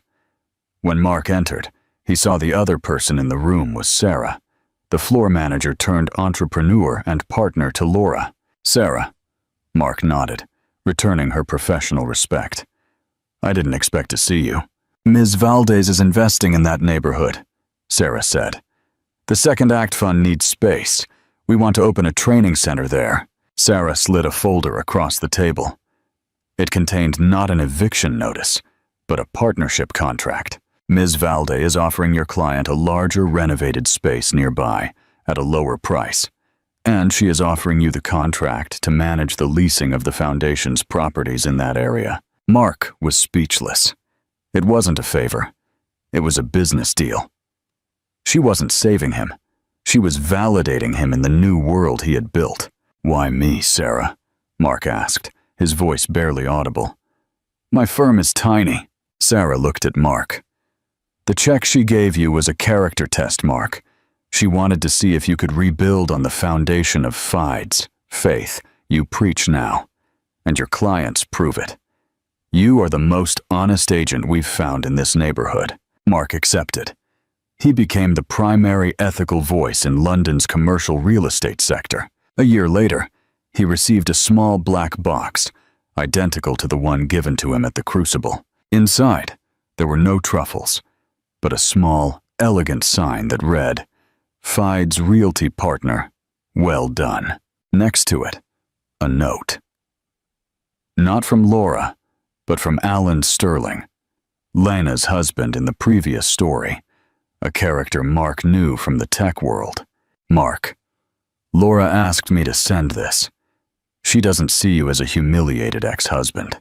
She sees you as a testament. And once she confessed to me that you and your initial cruelty were, ironically, her strongest anchor. You were her final obstacle, and by overcoming you, she found her true self. Thank you for teaching her that expensive lesson." Mark smiled. He had been the dead weight that, when cut, had allowed Laura to sail to greatness. And now, ironically, the dead weight had become the foundation of integrity that allowed him to join her cause. Mark Durant never recovered his old wealth, but he did recover something infinitely more valuable: his honor. And the final chocolate truffle the sweetest reminder of his failure, became the symbol of his redemption.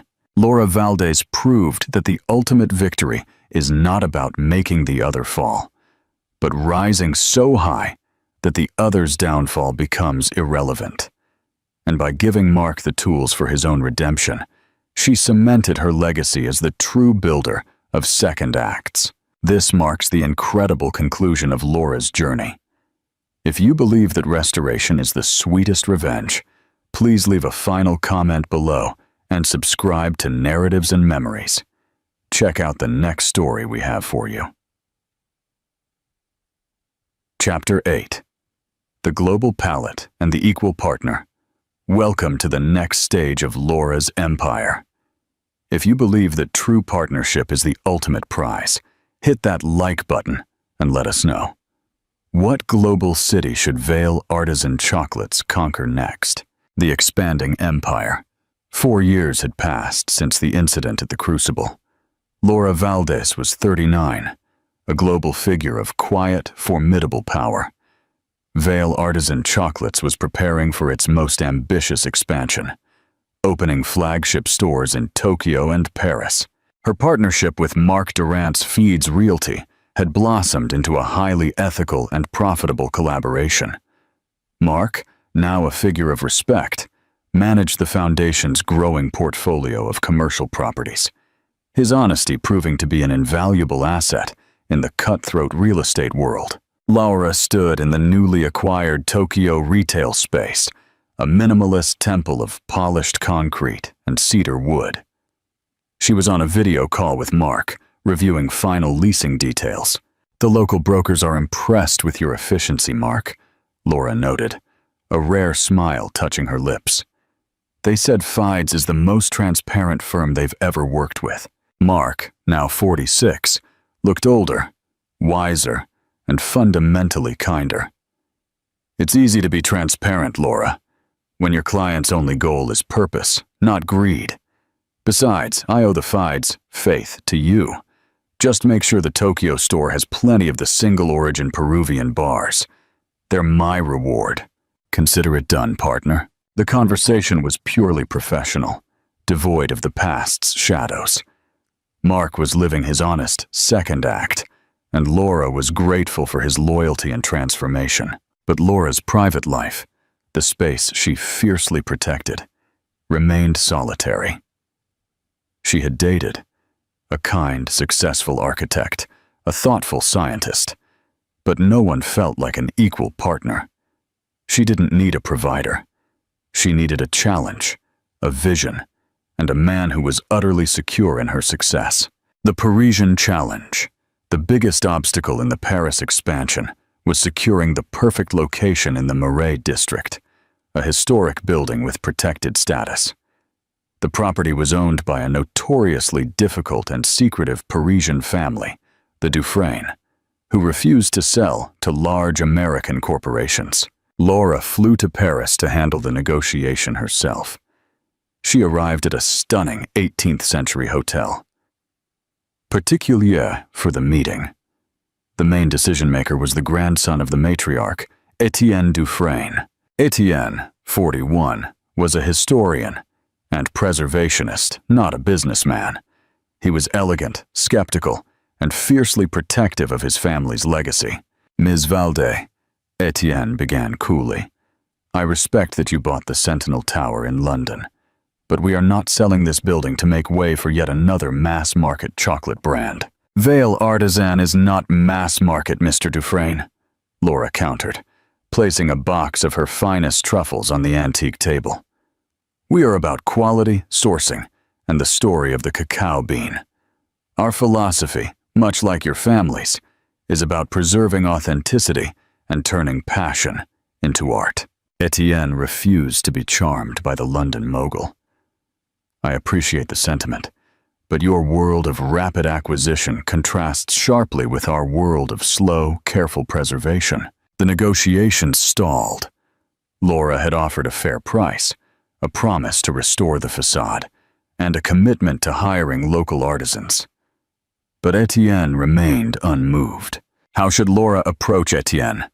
Should she increase her offer dramatically, or appeal to his passion for preservation and history? Share your strategy. The taste of partnership.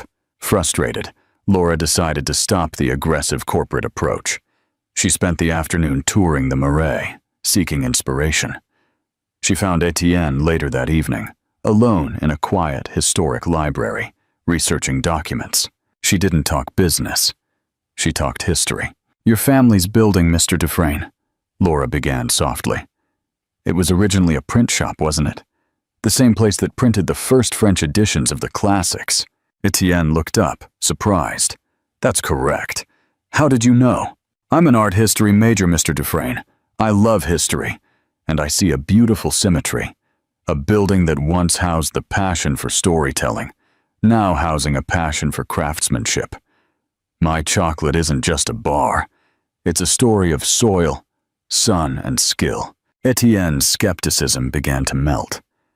They talked for hours, not about the contract, but about French philosophy, sustainable agriculture, and the importance of preserving an honest legacy.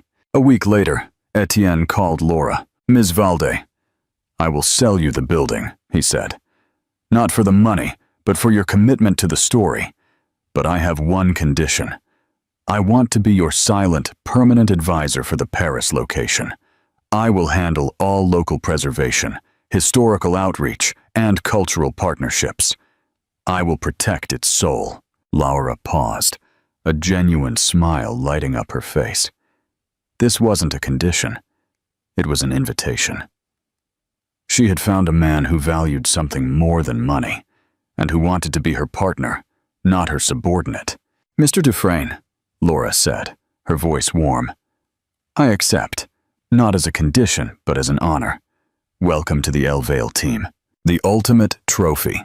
The Paris flagship store opened a year later to immense acclaim, recognized as much for its architectural preservation as its exceptional chocolates. Etienne was an indispensable partner, and his presence added a cultural depth that elevated the Vale artisan brand. Their professional relationship evolved naturally. Etienne was drawn to Laura's decisive intelligence and global vision. Laura was captivated by Etienne's quiet integrity and his deep-rooted knowledge, a grounding force she realized she had been craving. Laura was no longer seeking a trophy in life. But one night, Etienne presented her with one. It wasn't a canary diamond.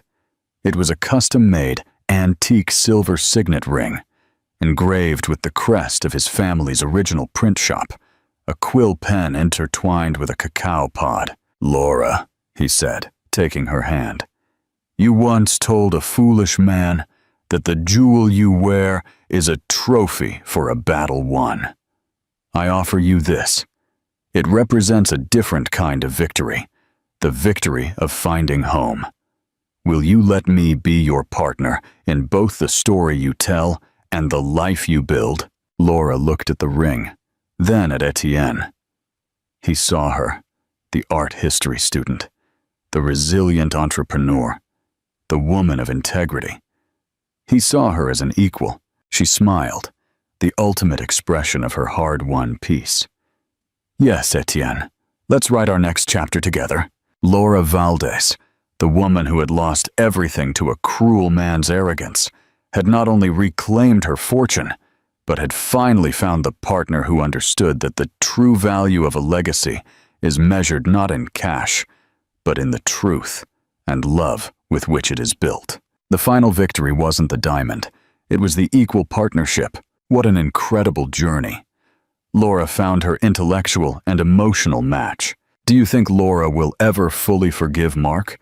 Or is indifference the true final stage of healing? What kind of legacy will Laura and Etienne build together? Thank you for following Laura's inspiring journey. Leave your final thoughts and subscribe to Narratives and Memories for our next unforgettable story. Chapter 9, The Hidden Secret of the Marais. Welcome back to Narratives and Memories. If you love a good treasure hunt mixed with romance and intrigue, smash that like button. And tell us, what piece of history do you think is hidden in a centuries-old Parisian building? The seamless partnership. 3 years into their marriage, Laura Valdez and Etienne Dufresne had achieved a partnership that was the envy of two continents. Their home life, split between a sun-drenched penthouse in Manhattan and Etienne's meticulously restored family apartment in Paris, was a harmonious blend of American drive and French joie de vivre. Professionally, the synergy was unstoppable. Vale Artisan Chocolates and Etienne's heritage preservation consultancy had merged their philosophies. The Paris flagship in the Marais was a global success, recognized by UNESCO for its perfect blending of commerce and conservation. Marc Durant's Fides Realty continued to thrive as their ethical leasing arm. Laura's life was complete, defined by meaningful work, unwavering self-respect, and a partner who cherished her as an equal. The shadow of Marc Durant's betrayal was a distant memory, reduced to a footnote in her spectacular biography. The scroll and the suspicion, the unexpected challenge arose not from the business world, but from the building itself. Etienne, overseeing the final phase of restoration in the Marais building's basement archives, an area that once housed the print shop's oldest documents, discovered a hidden compartment behind a loose shelf. Inside, nestled in a velvet sleeve, was a single parchment scroll, brittle with age. The scroll was a handwritten, exquisitely illuminated manuscript detailing the printing press's first commissions, dating back to the late 1700s. It wasn't just a historical document. It was a direct lineage of the building's intellectual property and its physical structure. However, near the end of the scroll, a cryptic cipher was scribbled in the margin, accompanied by a small, delicate drawing of a caduceus, the symbol of the Greek god Hermes. Etienne, the cautious historian, was thrilled. Laura, the former data analyst, saw a puzzle and a potential liability. The caduceus wasn't the symbol of the print shop, Etienne, Laura mused, tracing the symbol on a digitized image. It was the symbol of merchants and often secret societies. This is more than a historical note. It's a marker. Laura used her old network of investigative contacts, the same ones who helped her expose Mark, to quietly research the symbol. The results were immediate and unnerving. The caduceus was associated with a small, defunct but highly secretive 18th century Parisian fraternity known for collecting rare art and financing clandestine operations. They had found a secret, and it had the potential to be either a priceless historical find or a dangerous liability. The unwanted attention, the threat materialized subtly. Etienne began receiving calls, unlisted numbers, deep voices, asking about the caduceus documentation. Then a break-in attempt occurred at the Marais building. Not an obvious theft, but a professional disabling of the security system, followed by a targeted search of the basement archive. Laura and Etienne immediately moved the scroll to a secure vault. "Someone is looking for this, Etienne," Laura stated, her analytical mind in full command. "And they are not preservationists. They are looking for whatever the cipher unlocks." Etienne, though worried, was focused on protecting the artifact. "We must find out what the cipher means, Laura. The key might be hidden in the building's architecture itself." Laura, ever the pragmatist, saw the bigger picture. "We need to identify who is looking for it, and there'll be someone who profits from history, not someone who cherishes it." Laura tasked her security team with tracing the recent interested parties in the Marais district's historic properties. One name appeared repeatedly: a major, shadowy collector of European artifacts known for his aggressive acquisitions and dubious past. Damon Vance, no relation to Julian Vance from the previous story. Damon Vance, Laura read from the file. A billionaire collector with a reputation for acquiring items through unconventional means. He is currently based in Geneva. The game was no longer about real estate or chocolate. It was about protecting a piece of history from a modern-day pirate. If you were Laura, would you immediately contact the police, Or would you use your resources to try and decipher the scroll and find the hidden treasure first? Vote and tell us why. The Marais' secret. Laura and Etienne combined their skills. Etienne analyzed the architecture of the Marais. Building's old print rooms, knowing the 18th century builders often used subtle markers. Laura focused on the cipher itself, using her deep analytical skills to break the code. Etienne discovered that the original print shop was built with precisely 18 steps leading down to the basement. The same number of letters in the French phrase, La vérité se cache dans l'encre. The truth is hidden in the ink. Meanwhile, Laura cracked the cipher using a combination of the print shop's frequent letter placements and the unique numerical patterns found in the illuminations. The message was simple, yet profound. Sous la plume, l'or dort. 676. Beneath the quill, the gold sleeps. 1776. The quill was the symbol of the print shop's owner. The gold was not literal.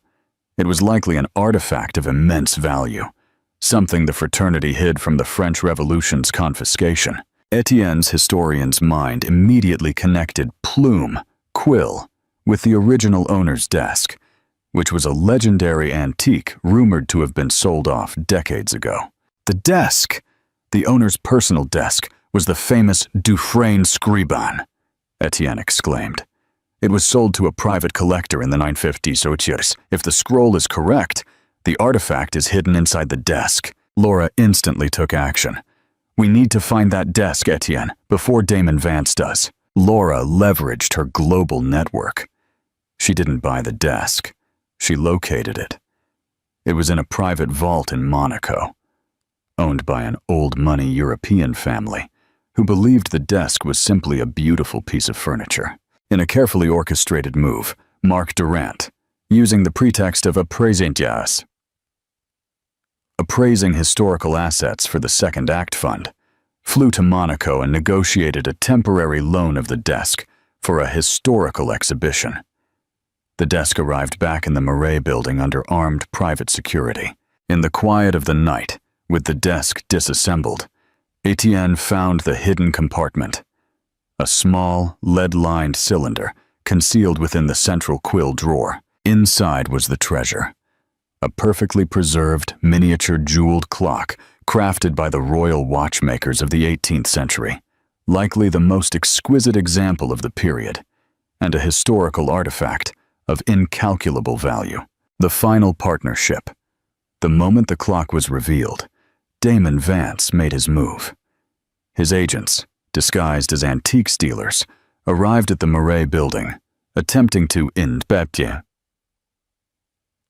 the new artifacts. But Laura was ready. She didn't call the police. She called a press conference. Laura and Etienne stood before the world media, revealing the scroll and the magnificent jeweled clock. Etienne provided the historical context, emphasizing the importance of preserving history from clandestine operators. Laura provided the security context, revealing that Vance's agents were present and operating under false pretenses. The ensuing global media storm exposed Damon Vance's ruthless methods, forcing him to back down. The jeweled clock was safely donated to the Louvre Museum, cemented the building's historical status, and gave Vale Artisan an unprecedented profile of cultural integrity. Laura and Etienne had won, not by brute force, but by combining integrity, history, and sharp analytics. Their personal partnership had proven unbreakable, built on a foundation of mutual respect and the shared principle that true value lies in authenticity and legacy.